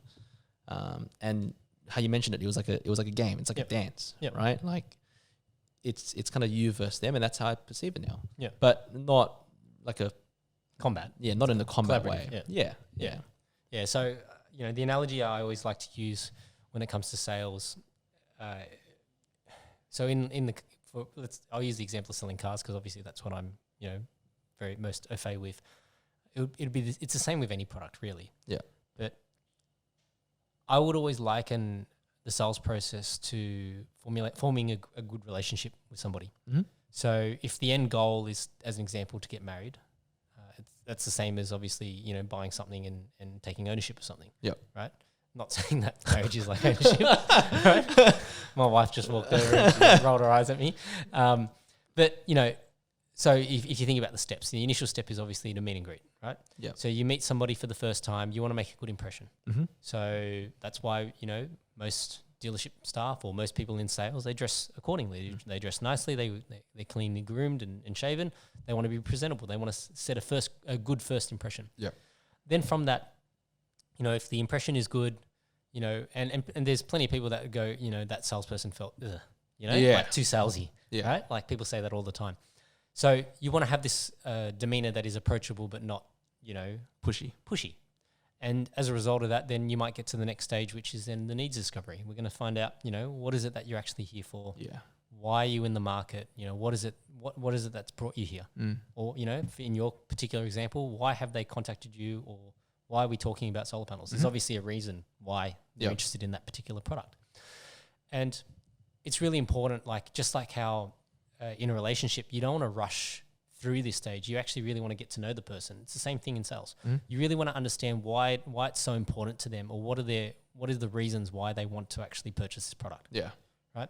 Because in the next stage, then you actually have to go through and pick, so we go from the needs discovery into vehicle selection and presentation. So we're actually going to pick, what is the car that you want? Yeah. Right? In your particular case, it might be what are the panels that you want? Yeah. Right? What is the output that you require, or the amount of electricity generation you're looking for?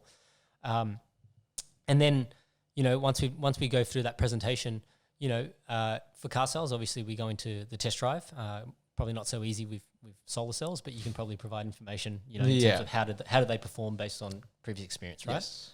And that test drive is the same phase as basically like dating. Yeah. Right. So if you can show somebody the benefit that, hey, okay, with this level of cells, we find that this is the peak output generation. Yep. This is what you can store, or this is how much goes back to the grid, whatever the case may be.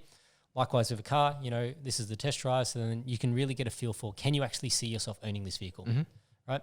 In dating, can I actually see a future with this person? Yeah, dating this person. Right. Yeah.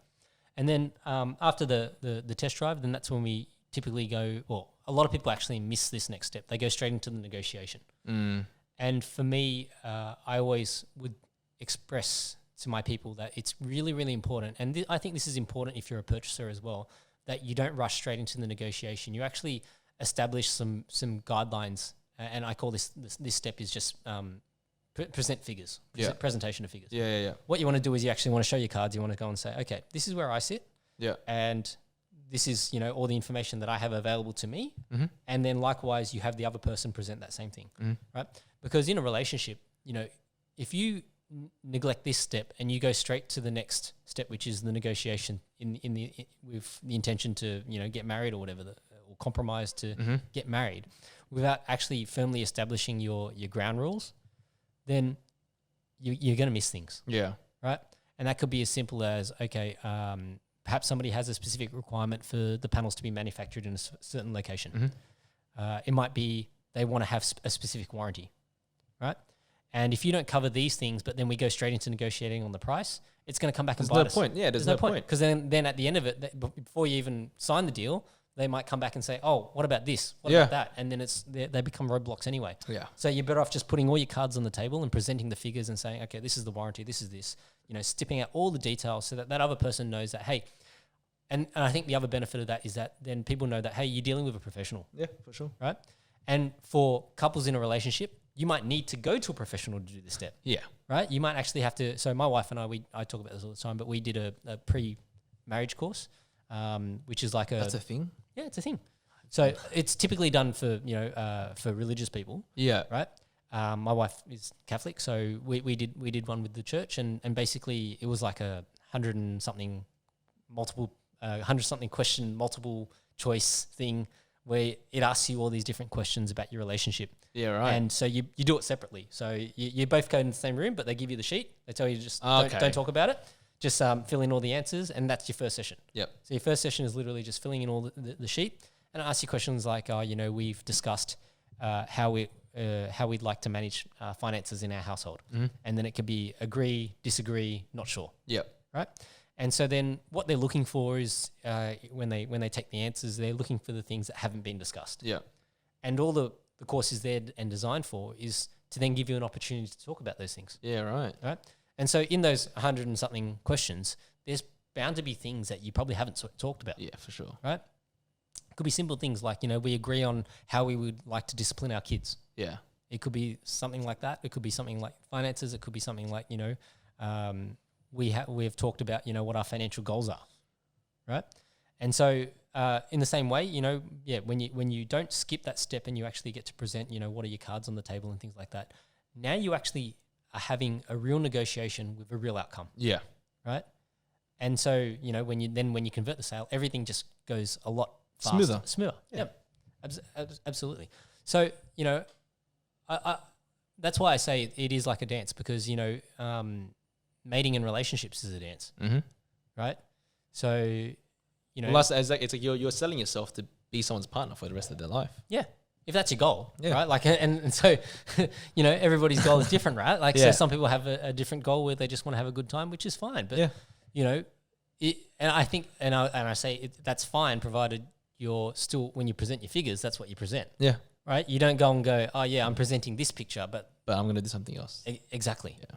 Right. So I've got I don't think there's anything wrong with if that's what people want to do, but they just need to be upfront about it. Mm-hmm. Right. So that, both parties are on the same page. Yeah. Right. At the end of the day, if you haven't been clear about it, it's just like, being sold the wrong thing. Yeah. You told me that the panels would do this, but they don't. They don't. Yeah. They don't. Exactly. Right. So, and the goal of that is ultimately you want repeat business. Yeah. Right. And if you have, or referral business, I should say, if you have that, then that actually, makes your life easier. Easier. Long term as well. Exactly. Yeah. Right. So the hardest part in sales, and I think, especially for car sales guys, is because, unfortunately, by the time a lot of people don't make it to the 3-year mark, and that's when people are typically coming back to then change over it starts at 3 years and typically up to 5 years, between 3 and 5 years is when most people will change their cars over. Yeah. If the person that you dealt with is no longer there, you're going to go find somewhere else. Yeah. Right. So that's the only thing you got to think about, for you longer term, right? Is, how long do you see yourself in this industry for? Is it a long-term career or is it not? If you're passionate about sales, I would try and find something that you feel like you could do it for a long time. Long time. Yeah. Because if you want to make your life easy, then that's the best way to do it. Is that you're going to have, ongoing returns as a result of it. It's definitely not something I could see it doing long term. But for me, it's also, I was like, sales, it's pretty good money for, I would say, what you do. Yep. Look, it's hard work. Yep. And the skills are very transferable. Yep. But the end goal for me, I'd like to own a business one day. Yep.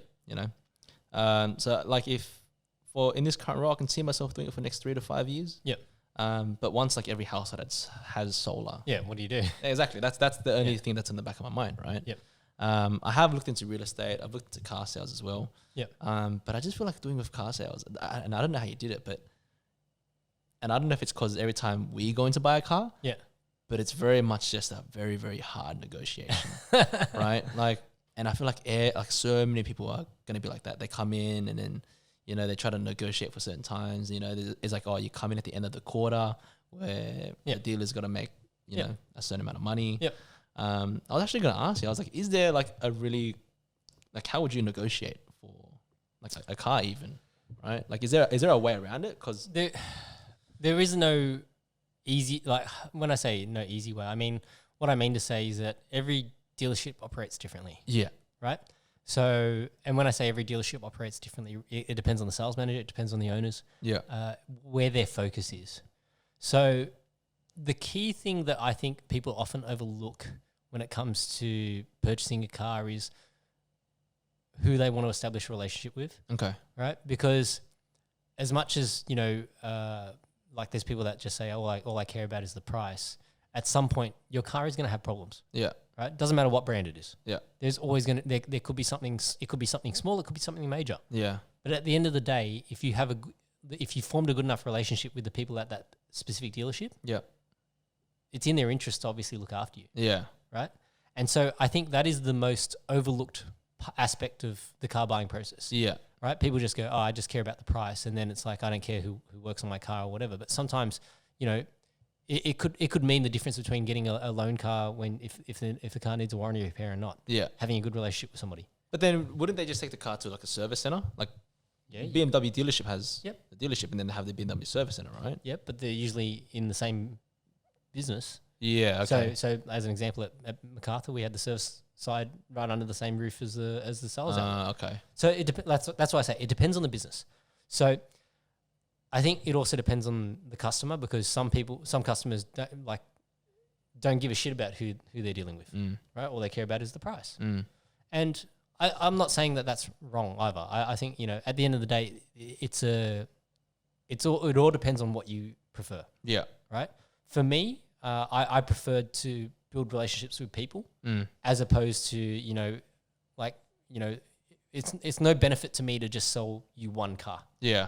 Because, okay, so what? I get my commission on one car. But if I never see you again and you never refer me any friends and family, is that really a benefit to me? Yeah. Longer term? Yeah. Because in most goods businesses, it's supply and demand as well. Now, the industry has changed a lot over the last 2 years with COVID because the supply has actually diminished quite a lot because of the microchip shortage overseas. You probably got the same thing in solar panels at the moment. Yes. Right? So as a result of that, it's to negotiate a better price is actually slightly more difficult. Yeah. Right. But at the same time, you want to actually make sure that you're dealing with somebody who's going to be honest with you if there is a problem, right? Because cars could be delayed. We've had instances where so the transport truck that was carrying cars, has rolled over and totaled the cars on it. Yeah. Right. So you want to have a good relationship with the dealer so that you know that they're going to be doing everything that they can to assist you if something does go wrong, because things go wrong, right? So that's what I think is actually often overlooked from a customer's perspective. Now, I guess, from a purchasing perspective, there's an old saying that I really like, and I got told this by, John Perdry, who was my first manager when I went to Toyota Motor Corporation, and his saying used to be, you don't get bees with vinegar. Yeah. Right? So there's no point being a hard ass coming into a negotiation saying that all I want you to do is give me your best price. Yeah. Right? It could work, but, you could have equally have gotten the same outcome just by being a nice person about it. Yeah. Yeah. Right? Because I remember when we bought my partner's car. Yeah.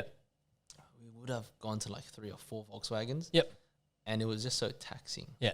Like, because you get into your own head, right? You're like, I'm going to get a quote from this guy. Yeah. I'm going to try to go to this guy and try to price beat it. And then when I was looking at doing car sales, I was just like, fuck, that would be really annoying as a car salesperson. Like, it's such a waste of time, like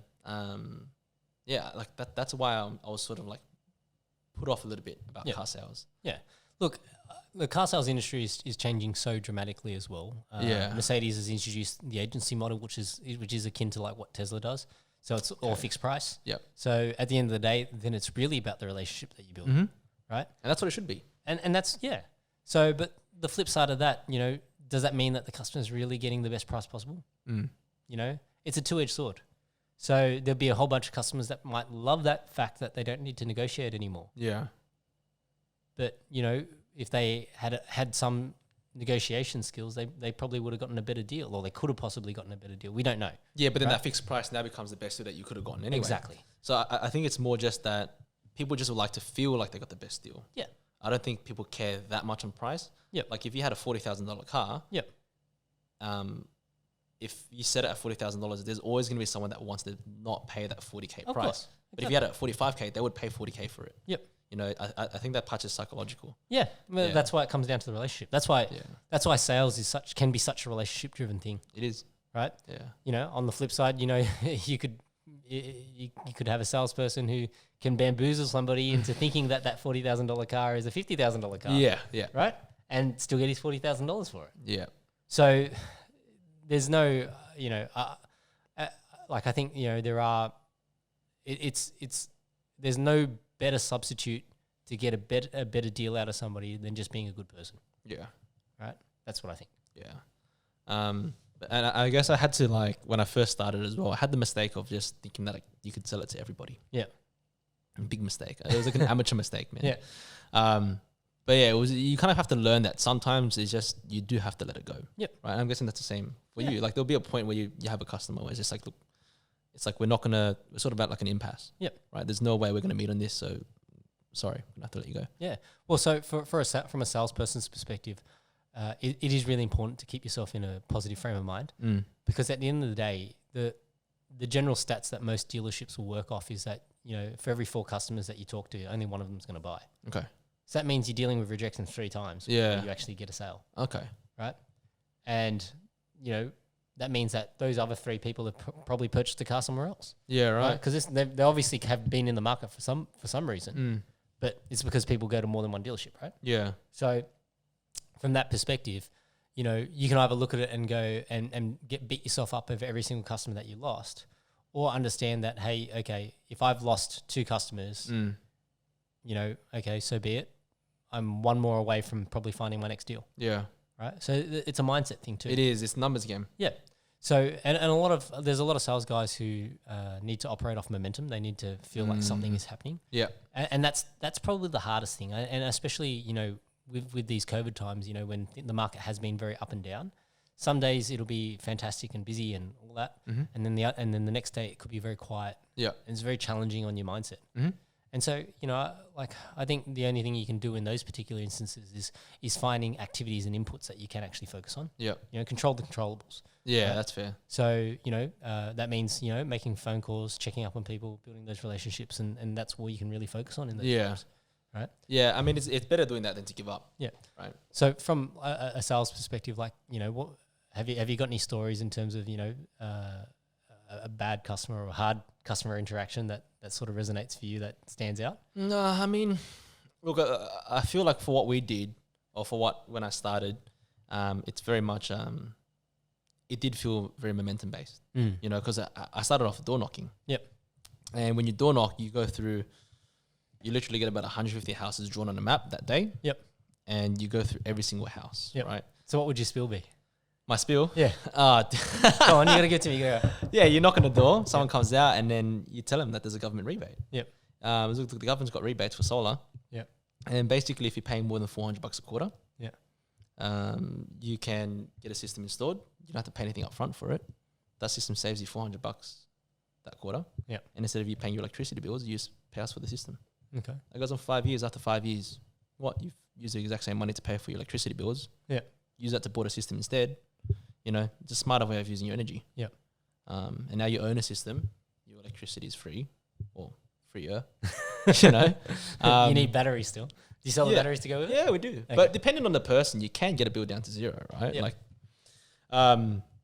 but yeah, the whole point of it was just like I would just be doing the lead generating side, which I would generate leads for these sales guys to come into close. Okay. You know, and a lot of the time, probably if you knocked 100 doors, 90% of them are going to tell you to get fucked. Yep. Or tell you no. You Yep. spend all of this time.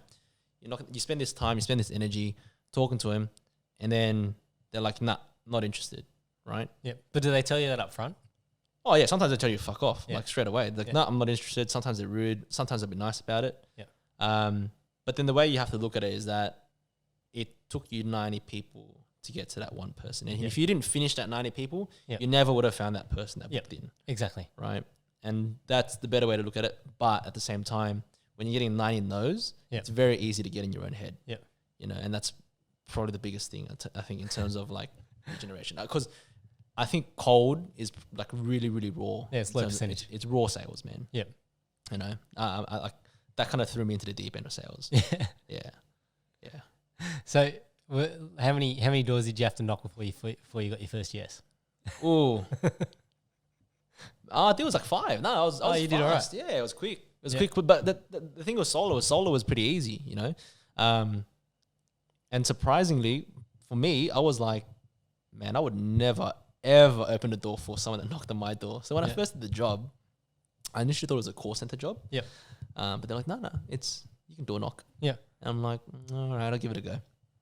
And I was like, who the fuck is buying stuff off the door? Yeah. Surprisingly, a lot of people. That's good, isn't it? Yeah, I'm like, surprisingly, a lot of people buy stuff. People are really like open to talking to you at the door. Yeah. And I was just like, dude, no one in my family would ever open. Like, we would just pretend we're not home. You So know? out of curiosity, what area did they send you to? Hurstville's one. Okay. Yeah, Hurstville's one. Down south, like Cronulla. Yep. Campbelltown. We're currently doing Campbelltown at the moment. Yep. We've done Fairfield. Yep. Yeah, and they just rotate these areas. Yep. You would never ever do like eastern suburbs. Yep. Yeah. Why is that? I think it's just the general population. Like people in eastern suburbs, they the kind of person that you are, like, pretty successful. You'd want to go out and find your own thing. Yeah. Like if you were really interested in getting solar, you would go out and find your own like company that would Fair do enough. it for you, right? Yeah. Like I guess our market's more just people who didn't know they That wanted was it. a rebate available. and- Yeah, and just didn't know about the benefits of it. Okay. Yeah, like see, door knocking is one of those things. I think, you know, that is one of those experiences that you have to do to really get right. You don't know the feeling of getting the and look, credit to all those religious people that do it. Dude. I don't know how they do it. But I want to know what the conversion rate is, man. Like fuck, I just can't imagine going up to someone and be like, hey, I'm a messenger for God. yeah, but I think it's that's their passion, right? Yeah, and I Yeah, guess they're it very comes in. passionate. Yeah, so it's if they get one person there, that's a success for them. It is. Because I guess, you know, if you think about it from that perspective, it's one person that you save their soul, right? Yeah, So yeah, if it means that much to you, you'll do it. Yeah. Right?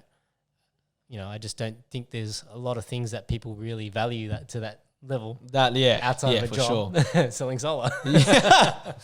Yeah, I'm saving the world one roof at a time, man. I think one of the things, because I feel like I was a lot better when I first started. Okay. You know, I think the motivation was a lot higher. Yeah. Because there was a path of progression. Yeah.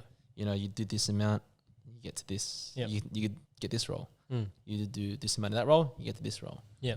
And now if I was to try to door knock, it's just like if I knock on 5-10 doors and I get a bunch of no's, I'm just gonna be like, all right, like no, I'm not gonna knock on that many doors anymore. Okay. Right. So yeah, I don't know. I feel like you need to have like this goal. It's like I feel like goals in particular are really important in terms of sales, Yep. in terms of the jobs that you do. Yeah. Right.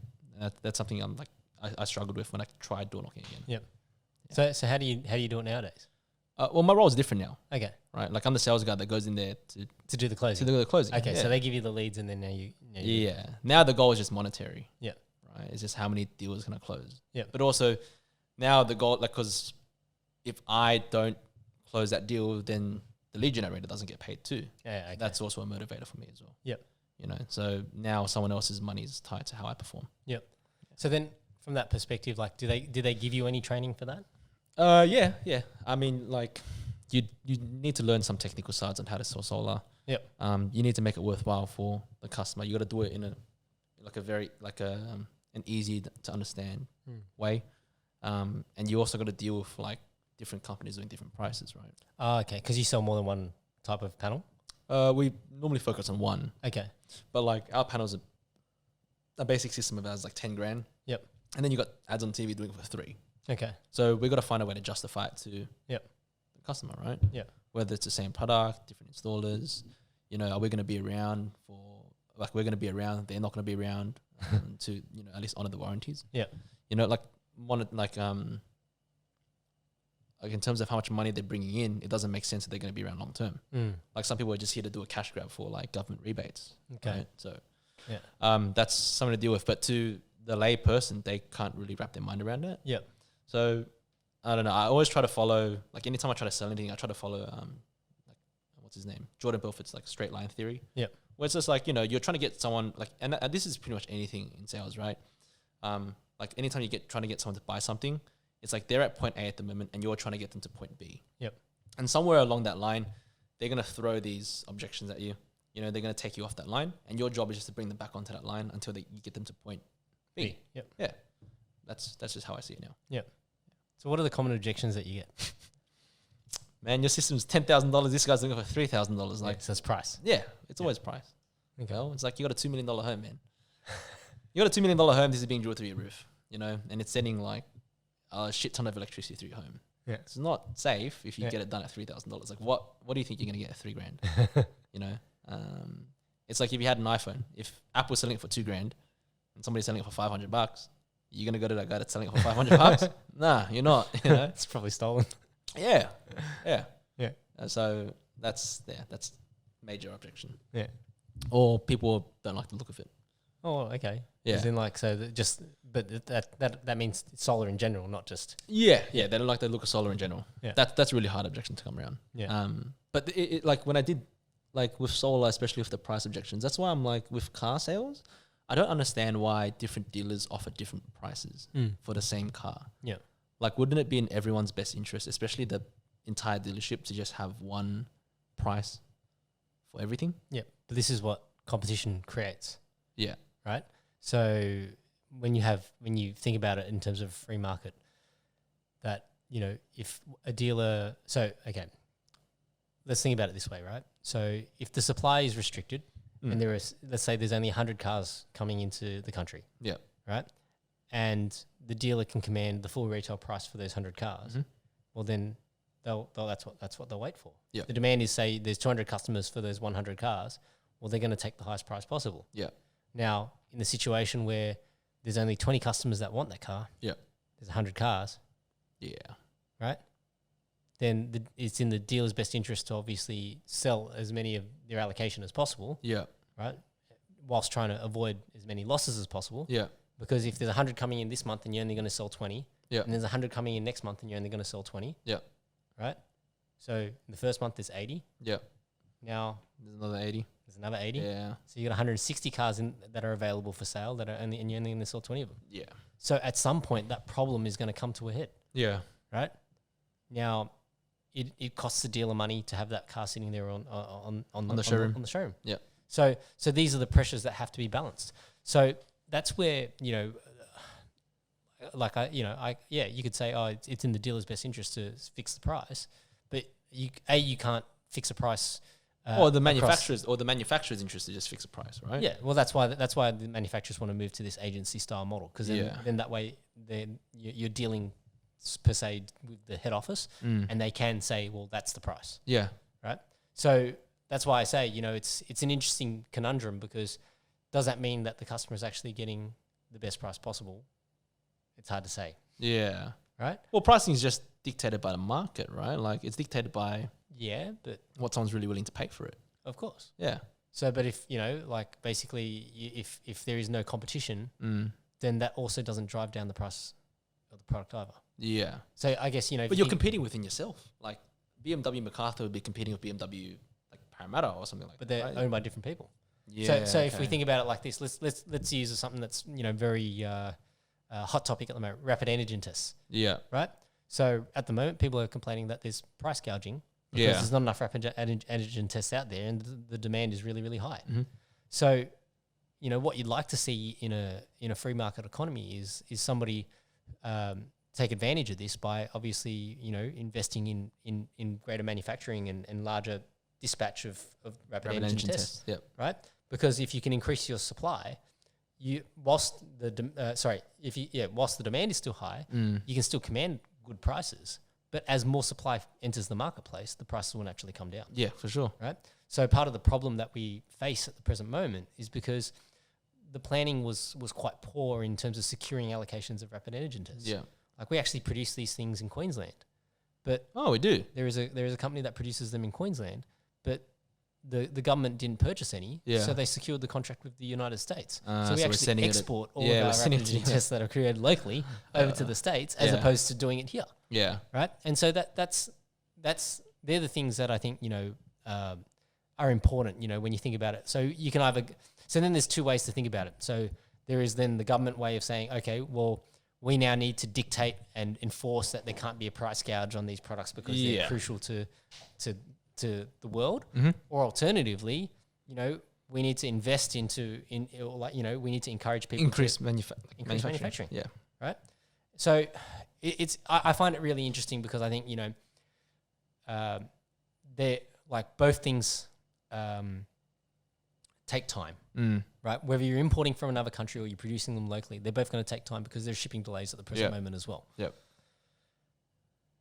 The benefits of obviously producing them locally is that we create more jobs for us here. We then also we're not constrained by supply chain issues from that perspective. And, I think it's a boon for the economy, but the problem is that we need them now. Yeah. And it's going to take time to increase manufacture. Yeah. Right. So the easy answer is obviously to continue to import them and then just restrict it. Yep. But from that perspective, I feel like, that starts to go against a free economy. Right. So it's almost two opposing viewpoints, but the end goal is still the same. Yeah. We want to get as many rapid antigen tests to as many people as possible for an appropriate price. Yeah. But how you go about it is very different. I guess the issue in terms of the car dealership thing is that different people own different car dealerships. It's not really just BMW itself, right? Yep. Like, really, I would think in a free market, it's BMW versus Mercedes versus Toyota, right? But then you have each individual franchise dealership. Yeah. Right? So because of that, they've got their own staff to feed. Yeah. My business had like 35 plus employees, so I had a fiscal responsibility to make sure I'm making enough money to pay the bills, pay my people, and stay afloat. Yeah. Right. So likewise, a big business like say BMW Sydney, they've got a lot more people. They've got a lot more overheads. Yeah. So the amount of volume that they need to do and the money that they have to make has to be higher. Way more. Right. Yeah.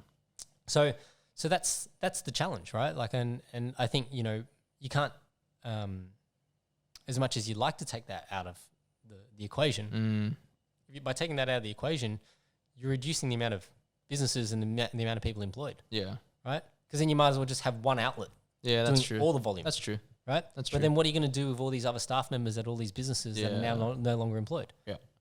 So that's one of that's the economic factor. Like, it's easy for people to go, we should just, buy them online. But then, okay, yeah, great. But then what about all these other people? Like, they're not going to have jobs. Yeah. So then you're basically saying, what, are salespeople redundant? Yeah. Right. Okay. Well, how many these people now need to find other employment opportunities? Right.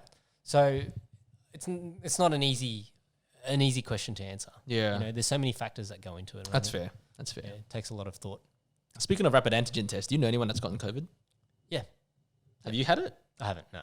Okay. Yeah. Yeah, neither have I. I've managed to dodge it so far. Yeah, look, it's crazy, man. Like, I know probably 7 or 8 people that have had it now. Yeah. And look, I've had myself tested, but I haven't come up positive, so can't really claim that I've had it. Yeah, dude, same. Like, sometimes I'm just like, man, have I already had it? And I just don't know. Yeah. Yeah. Well, look, I think if the likelihood that I've been in contact with somebody that's got it is relatively high. Yeah. Because I'm always training, and I'm training at like 2 or 3 different places with a whole bunch of different people, ultra close contact. So, yeah, it's one of those ones where it's like, I'm sure I've been exposed, but I think, there is also, like, viruses exist on us everywhere anyway, right? So at the end of the day, just because you've been exposed doesn't mean that you're actually going to get ill. No, 100%. Right? It probably needs a specific sort of load before you actually contract it. Yeah, before you actually contract it. So I've been really fortunate, but yeah, like, I've had friends and mixture of results as well. So everybody's a little bit different, but so far so good in terms of my immediate network. Nobody's had to go to. Oh, actually, yeah, I think Atif's one of my friend's dads had to go to hospital. Oh wow! But he's stable and he's fine now. Yeah. But he got it when it was like last year, so it would have been probably the Delta strain or whatever. Yeah. So a real mixture. But for me, I've managed to dodge it so far, and touch wood. Yeah. We'll keep dodging. Dude, it's just something we gotta live with now. Yeah. Like I find like that there's a bit of a mixture of people at the moment. I think there's a small group now that is still really, really hyper scared about it. And it, to me, it doesn't make any sense, right? Like at this stage, it's like, what can we do? Yeah. You know, like I feel like the topic of COVID so Polarizing. And it's almost scary to talk to people about COVID because like sometimes if you give a different opinion, Yeah.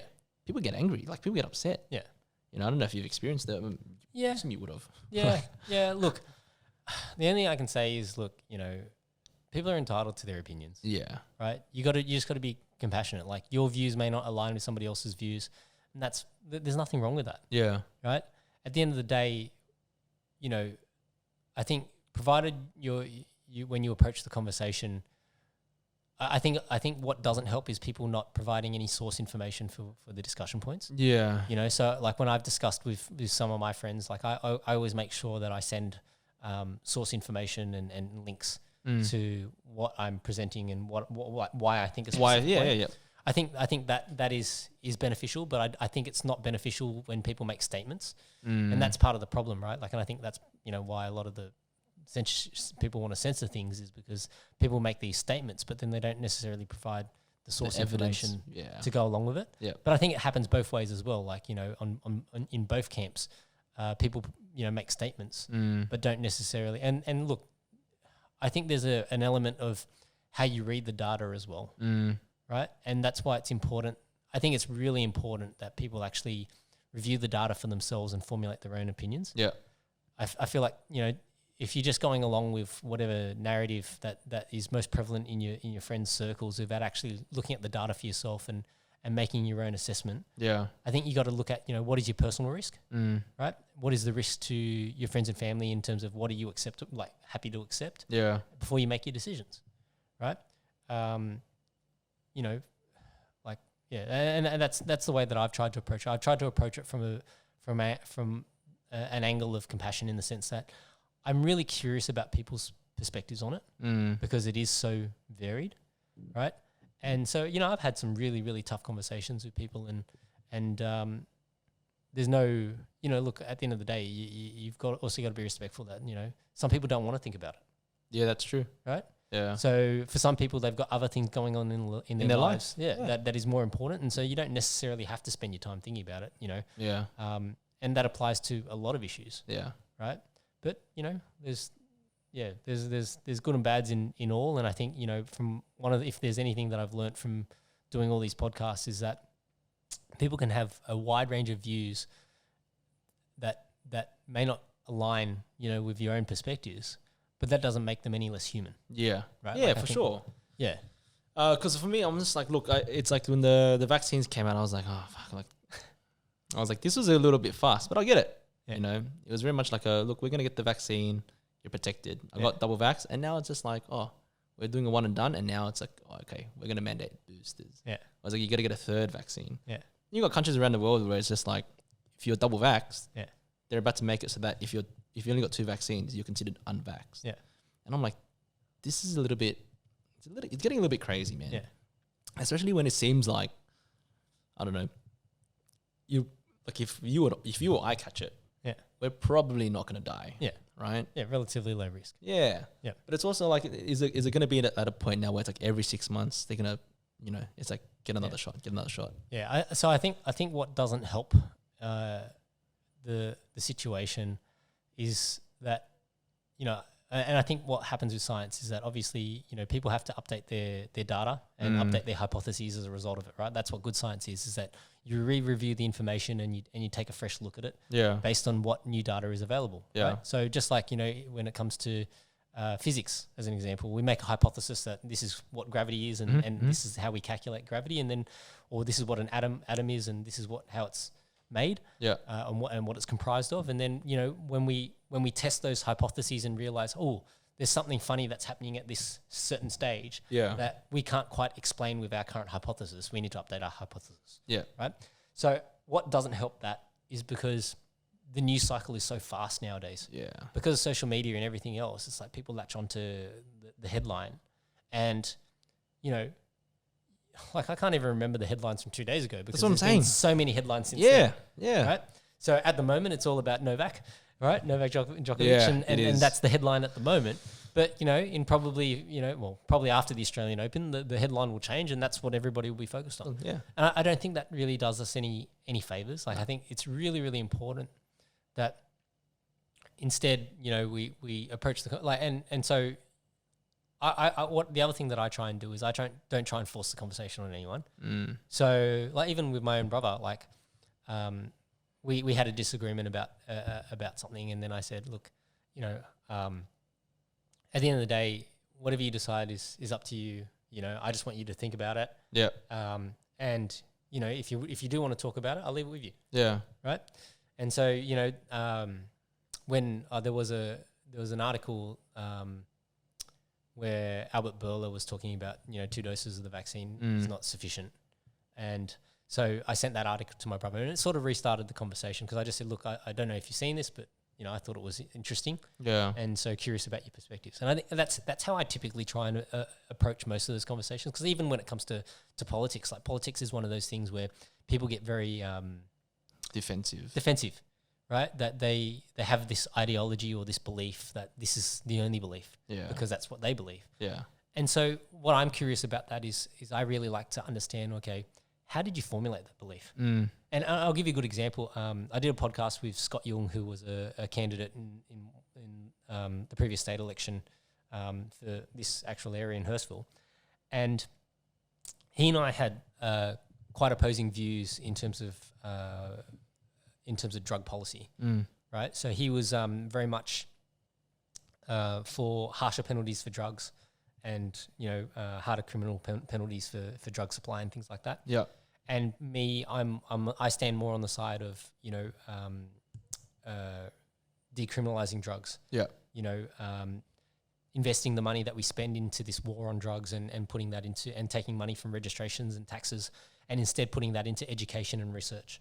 Right? Like that's I think that is the best way to go about that problem. And what influences my decision on that or my perspective on that is because, when I've talked to friends who have, had problems with drugs or addiction issues in the past, all I need to do is just ask them one simple question. When you were in that stage of your life when you were addicted to those drugs, would any sort of criminal penalty have deterred you from getting what you needed? Yeah. And in most cases, if you're really addicted, the answer is going to be no. Yeah. Right? Yeah. So if that's the case, then what we're doing is we're actually we're harming the person that's most vulnerable. Yeah. As a result of it, you're hurting the end user. Yeah. Right. When if the goal is to actually help the end user, get them back on their feet, re-educate them, and try and help them to participate in society again, then that's where we should be investing that money. Yeah. Right. And so that's why I view it that way. And I think not only that, I feel like what is the difference between I guess a drug and a medication? Yeah, that's true. Right. So, when we talk about drugs, people think about the negative side of things, but then, a lot of drugs are also medicines, right? Yeah. There are legal medicines which are probably more addictive than some of these recreational drugs, right? Yeah. So that's part of the reason why I think, I lean more to that side. But so when I asked Scott about, why he leaned more to the alternative perspective, he obviously, to respect his privacy, I won't say his exact reasons why, but he did have a private conversation with me after explaining, something that a story that was close to his heart and why he felt that way. So I can understand why he's come to that perspective as well. So everybody is going to have something that might be close to them that makes them feel very strongly about it. Yeah. And as a result of that, I think it's really important to not proselytize and just approach it from the perspective of help me understand it. Yeah, well, that's the thing. Yeah. Like always, right? Like, and you know what? Like, on the topic of like anything kind of polarizing, but in particular COVID, I never ever really try to force the topic on anybody. Like sometimes I bring it up if there's a headline in the news, but a lot of the time it's brought up to me. Yeah, and it's only because I talk to a lot of people every day, But a lot of the times it just seems like if you present like a different, how would I say it? A different view on it, you're immediately like, wow, like, you know, you're like an anti-vaxxer or something. And I'm like, whoa. I'm just saying, like, look, what if, you know? And then on top of that too, it's just like, how do you navigate it? Because it's like you get told, you know, you get told one thing on like mainstream media, and then, you know, you look at other things like, I don't know if you probably listen to Joe Rogan a lot, and so do I, right? You listen to some of his podcasts and he has people on where, you know, these guys are doctors too. You know, they're specialists in their own field and they present a completely different argument and they back it up really well. So then at that point I'm like, man, like, what's right? Like, what's right? Yeah. And it's just like, I don't want to say something and be like, yeah, my source is a Joe Rogan podcast. Because then I'm like, oh, really, man? Like that's your source? That's bro science. Yeah, it's like, that's your source. Like, you know what I mean? Yeah. Like, and it's right now, I'm just so confused about everything. So. Look, I think you got to think about, you know, what is the purpose of the conversation, right? So I think, you know, if you're getting yourself involved in conversations that, like, there's no real point in having those conversations, then it's sort of a waste of resource. It is. Right? So I always like to think about, you know, why are we having this conversation? Is if somebody comes to me and says, hey, I'd like to discuss this with you, and that's how I approach it. Like, what is my goal in the conversation? I want to understand somebody's perspective. Yeah, and that's mine as well. So then I'll just ask them for their perspective, and that's where I'll leave it. And then if they ask me to share mine, then I'll share it. But if they don't ask me, then I'll just leave it at that. Yeah. Right? Because, you know, if my perspective is different and that person is like, and the way that I would word this is like, a sealed surface can't absorb any water, right? So in the same way, you know, you can't absorb any other ideas if you're not open. Yeah, for sure. Right? So the person has to be open to the idea. And then, you know, it's really important to obviously then, you know, go through and compare notes in terms of the data. Like, I really think that a lot of the detail is, people don't look at the detail anymore, right? So that's something that I spend a lot of time on when I look into information sources. I want to actually go to the source information, right? So, you know, Craig Kelly, as an example, people often say that he's responsible for spreading misinformation. So he's the leader of the UAP. And so, you know, if you go and look at his sources, you know, you need to do your own assessment in terms of, okay, what do you believe? Yeah. Right. And if you look at his sources and you know, I think, you know, when you look at his sources, you could probably come to the same conclusions that he might come to, or what's formulating those opinions. You could probably also come to alternative conclusions as well. That doesn't mean that he's necessarily wrong, or another person's interpretation is necessarily wrong either. Yeah. It's all in how you interpret the data. Yeah. Right. So that's why, like, I think, you know, when it comes to navigating those conversations, the first thing I would say is what is the outcome that you're chasing? Yeah. Right. If it's important to you that somebody makes a specific decision, one way or another, because, you know, you love them and you care about them, look, have the conversation. But at the end of the day, it's their choice, it's their body. You know, you can't necessarily, you can bring a horse to water, you can't make it drink. Yeah, right. That's fair. So that's what I would say in terms of that. If it's just a conversation, just for the sake of conversation, well, like, I'm sure there's better ways you can spend your time. Yeah, you know. But I think there is a really something that I would comment on in terms of that is that, and I heard this quote. I heard this quote from the Lex Friedman podcast, and it's not his quote either. It's a quote by Alice Walker, and it says, "The most common way people give up their power is thinking that they don't have any." Yeah.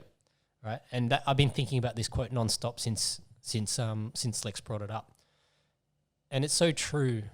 You know, especially when I think about, you know, friends who say, you know, we got, like, there's going to be an election this year at some point, and, you know, like, when I ask certain friends, you know, how are they going to vote? They go, I just donkey vote. Yeah. Right. So they don't, like, you know, what's my vote going to do? Right. I'll draw my own box and put my own name in it. Yeah. Yeah. Okay. Fair enough. But I, you know, when I keep thinking about this quote now, because I keep thinking, like, because you feel like your voice means nothing, it actually means nothing. Yeah. Right. So I think it's really, really important for people to actually think about, okay, well, what do you want Australia to look like? You know, what do you want your, what kind of a life do you want for your kids? Yeah. For the next generation? What kind of Australia do you want to pass on? because one of the things that I'm so grateful for is the amount of opportunities that we've gotten living in Australia, right? So even like your own parents, right? When they first came here, they had to work as factory workers, right? And then, you know, that's again, that's a hard slog. Your dad decided to go even harder and become a baker. That's a fucking hard slog, right? So, you know, but at the same time, because he sacrificed a lot of that time, you, your brother, your sister, right, got afforded so many opportunities that you wouldn't have otherwise been afforded. Right? We get to live here instead of in Vietnam, right? Or for me, you know, in Malaysia or Singapore or China, right? Because of the sacrifices that our parents made. So I think, you know, from that perspective, it's like, you know, what do you value in society? I think that's a really important question people should think about. And then I think, you know, how does that align with the way that you're going to vote? Right? Because if you have a particular ideology in terms of what you think society is about, and then you vote completely contradictory to that. Right? It makes no sense. Yeah, you're giving up your power. It is. Without even thinking about, you know, that you've got any. Yeah. No, I would agree with that. I think that what's good, like for me, I've started taking like the personal responsibility thing more on board. Like I know previously when I was younger, I used to vote, just donkey vote. It was like whatever, like I don't care about it. Then as I got older, you know, you start to care a lot more. You know, you start looking into policies a lot more. And it's selfish to say, but I feel like everybody would vote in their self-interest. Right. It comes down to what you want. Like so the other thing I think is really interesting when it comes to politics is that, you know, I think most people when they think of you know, the Chinese Communist Party and China, and they you know, most people have a very negative association with that, right? And I think, you know, because it challenges what our ideals in terms of a society is. It is. Right?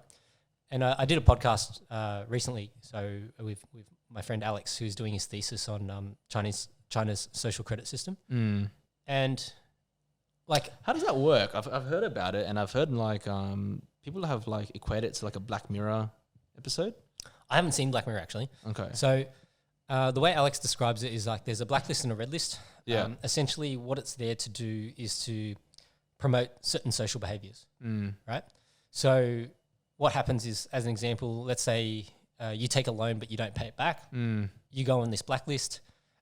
Depending on what was the reason for you getting entered on the blacklist will determine what sort of cascading effect with what government departments you are blacklisted from. So if it's financial, it might be that, hey, you can no longer take a loan, right? So you're blacklisted from financial institutions.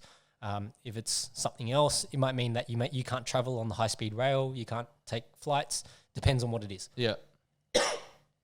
If you're on the red list, which means that, you know, you're an upstanding moral citizen or whatever, and you're doing things that are, you know, are rewarded, that might mean that you get favorable treatment for your business on government contracts and things like that.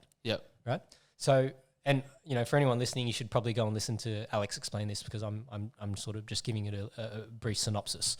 But what I found interesting was Alex brought up this point where when they surveyed the general population in terms of how they feel about this social credit system, a large majority was actually in favor of it. Okay. But then when they surveyed the government officials, the local government officials, a lot of them were against it. Really? And part of the reason for that is because the average citizen views it as a way to manage corruption.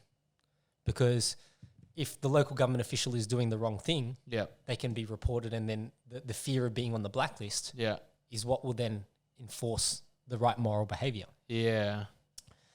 So then it's an interesting conundrum, because should moral behavior be dictated and enforced by government? Or should that be done by society and what is accepted in society? Right? And I think that's the sort of the ideological battle that people need to think about. Because if you think that, okay, like it should be enforced by government, then we're heading down that pathway, you know, towards socialism, communism on the left. If you think that it should be managed through society and be an individual's responsibility, well, that's heading more to the right. Right? And that's why it's interesting, because I don't know whether you can say that there could be a middle ground with that. right? Mm. I don't think you could successfully have a hybrid system of that. No. They're just two diametrically opposed methodologies, but the outcome that we want out of it is actually identical. Yes, it's the same outcome. Right? What we want is to have people be good citizens. So whether it's managed through personal responsibility and societal culture, or it's enforced and managed with a stick, the outcome is hopefully the same. But the problem with the enforcing of a stick is that you start to lose your own sense of freedom. Yes. Right? Yes. And that's where the problem comes in. Well, depends on where you value your freedom, right? Like we give up our freedom on a daily basis. If we've got a smartphone we've hit I agree on everything in terms of privacy, well, we waive our right to privacy on a daily basis. You have a choice to that. Like you didn't have to click I agree. Okay. Right? So let's think about this from this perspective. I would say a large proportion of people do business. If you're in business, you've got an email. It'd be pretty hard for you to do business without an email. Yeah. Right? So it then becomes a requirement to do business, means that you have an email. Now, in the same sense, for a lot of people, that could mean having a smartphone. Yeah. Right? So it may not, like, depends on your business, right? Yeah. But, most people are willing to accept that trade-off. But to what degree are you happy to accept that trade-off? Yeah. But I mean, like when you're having like an email on a phone or something like that, it's all private companies. Yeah. Right? That's not government. Yeah, that's right. Yeah. But then, there comes a point where, so the difference between here and China is obviously a lot of those big tech companies have state-owned interests. Yes. Right? So it's still, you're still waiving your privacy. It's just to who? So, because at the end of the day, when you give away all that, and who knew that data was going to be the most valuable thing that they could get, right? Yeah. So it's a very challenging problem to solve, and that's why that conversation with Alex really made me think about it in a different light. Because he even said, when you have some of these conversations about it, he found that he was agreeing with certain things that if you're having because he speaks Chinese as well, he was agreeing with some of the principles in Chinese that you wouldn't otherwise agree with in English. Right? Really? Yeah, just because of the language. So, how we interpret certain words, there could be literal translations, but some things you can't articulate, literally. So, and I think that applies in English as well. There's some words that are very hard to, we can try and use a synonym for, but to understand the nuance behind it, you really need to speak the language to understand. Yes. Yeah. Right. Like there is a part of the message that gets lost in translation. Yeah. Yeah. Yeah. So yeah. Anyway, we've just crushed a couple of hours. Yeah. Oh, actually, how many hours? 2 hours and 12 minutes. Holy shit. So unless, you got anything else you want to talk about? But Yeah, the last thing I actually wanted to ask you is why did you start the podcast? Why did I start the podcast? Okay, 2 reasons. One reason was I had a friend commit suicide. So 2019, one of my high school mates, Adrian, we had dinner on Easter Monday, and then 5 days later, he killed himself. Wow. And so I started doing a lot of thinking, and at the time my kids were quite young, and I'd been watching the kids movie Coco, which is about the Day of the Dead, and remembering his whole quest to find his grandfather or whatever, and honor his ancestors, and it made me really think about when are we truly gone from this world. And so the second part of it then was selfishly, I was looking at my own kids and realizing that I didn't know much about my own ancestors. And so one of my initial goals for the podcast was to sit down with my dad and have a conversation. I did that in episode 3, where, we could talk about what was life like for him growing up, so that there's a record of that. And then the second part of the selfish reason was that, I feel like a lot of the times we don't really know who our parents were when we were young, right? So I guess, the podcast, each individual podcast is sort of like a reflection of where I am at that point of time in my life. And so I wanted to have, this sort of catalogue of podcasts for my kids one day to be able to go back and listen to when I'm gone from this world, so that, you know, if they ever miss Dad, they could listen to me on a podcast and hear what my life was like at that particular point in time, and you know, also whoever I was talking to at that point in time. Yeah. So that was the reason why I started it, and then it's just sort of snowballed from there, and like it's probably one of the most enjoyable things that I do. So, you know, I really credit podcasts with having changed my life in terms of, you know, it opened me up to a whole bunch of different ideologies and thoughts. Yeah. And why that's so powerful is because you're not invested in the conversation. You know, when you're listening to a podcast, you're listening to other people talk. You may know them, you may not know them. You start to feel that you know them, because you know it's a very intimate conversation, and you're a fly on the wall, and you get to listen to that. But you're not invested in the conversation, and as a result of that, you don't arc up the same way if somebody had a different perspective to you. Yeah. So that's why I started the podcast. Yeah, wow. You know what? That's a good reason, and because I feel like there's been a lot of podcasts popping up. Yeah, and it feels like almost everyone wants to start a podcast. Yeah. But I feel like it's also because they just see, like, they watch something like Joe Rogan, like, I want to do that, and there's never a why. Yeah. You know, and I can probably say that because I was the same. Like, I wanted to start a podcast. I didn't even know why I wanted to start a podcast. I was like, man, that's kind of cool. Yeah. I'm going to start it. And then when you actually do it, you're never going to follow through if there's not a reason behind it, right? You need to, and Tim Ferriss actually talks about this on he's got some episodes where he talks about podcasting. And the thing that he always says is that it's really important to not do a podcast because you think it's a good idea or whatever else. It's to think about, what are you getting out of the conversation? Yeah. Like, what are you getting out of you doing this podcast? Yeah. Right? So for me, I've got those, 2-3 reasons. And then in addition to that, for me, I think it's really important that I like to challenge my own perspectives and thought processes. So when I talk to a wide range of people, I'm getting so many different perspectives as well that, I'm sure there are things that I've probably said on this podcast in maybe early episodes that may no longer resonate with my views on them anymore because I've had so many conversations as a result of it, right? Yeah.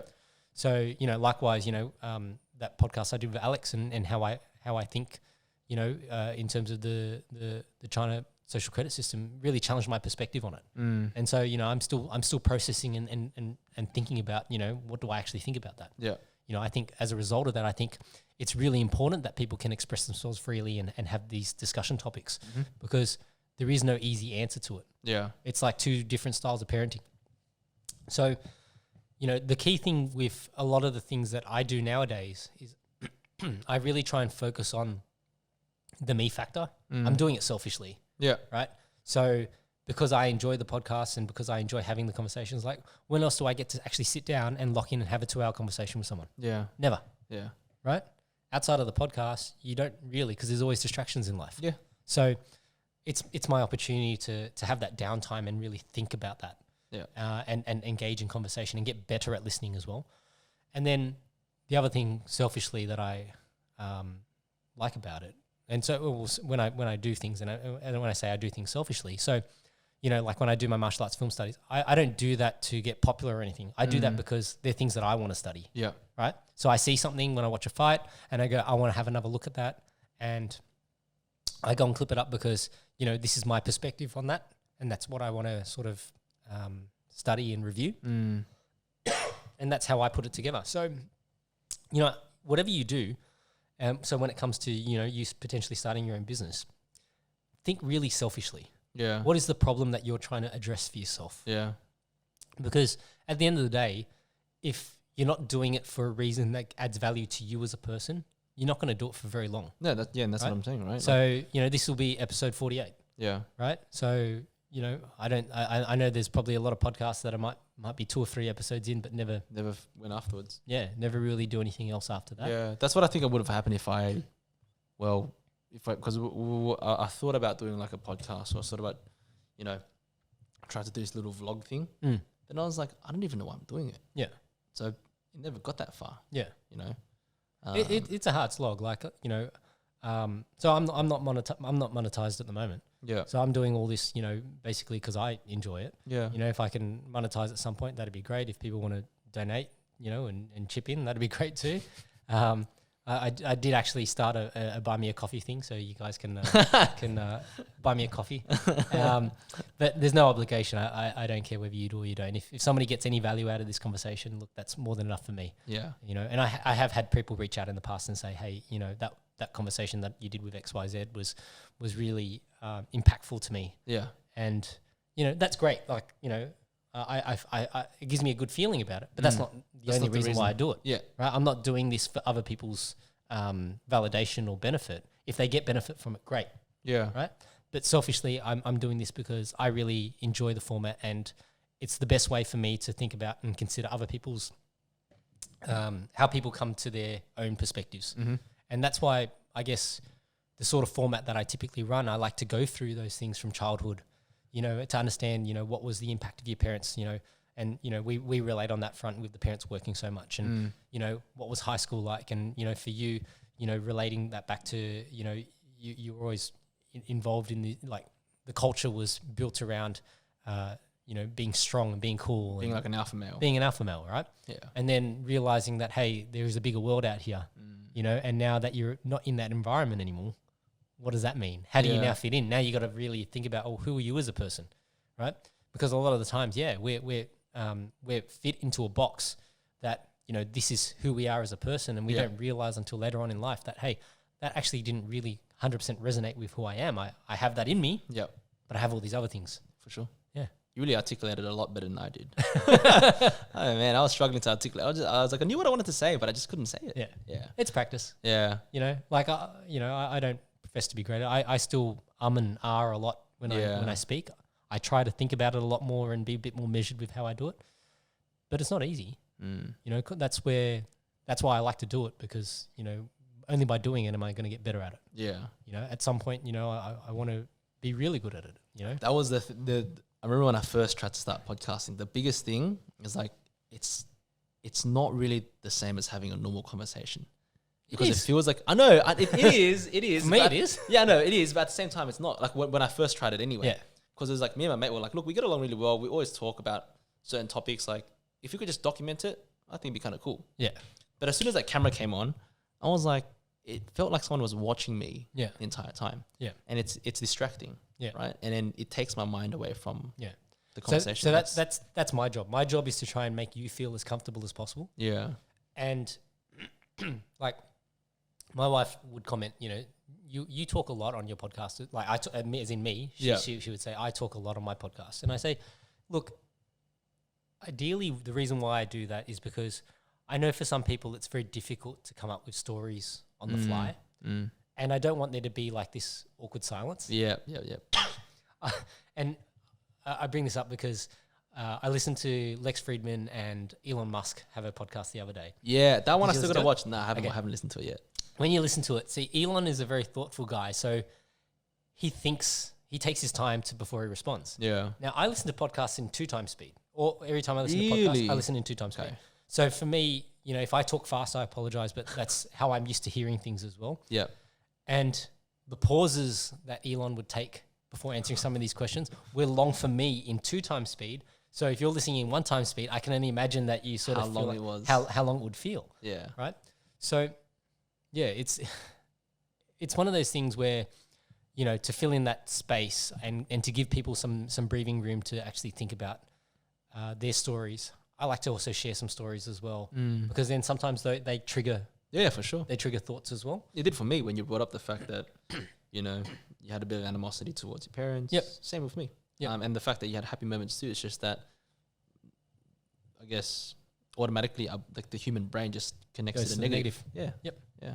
Yeah. All right. We'll end it there. Yeah, that's good. Thanks, everyone.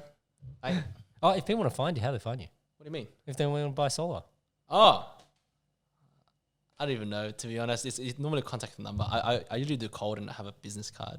Okay. But if you want, you can call me or you can contact me on Insta. Okay. Yeah. What's your handle? It's Patrick ___Nguyen. So 3 underscores. Yeah. Okay. 2 underscores are taken and 1 underscore is taken. So I just went 3. I was like, I'll just keep it simple. Okay. Yeah. All right. Cool. Thanks, everyone.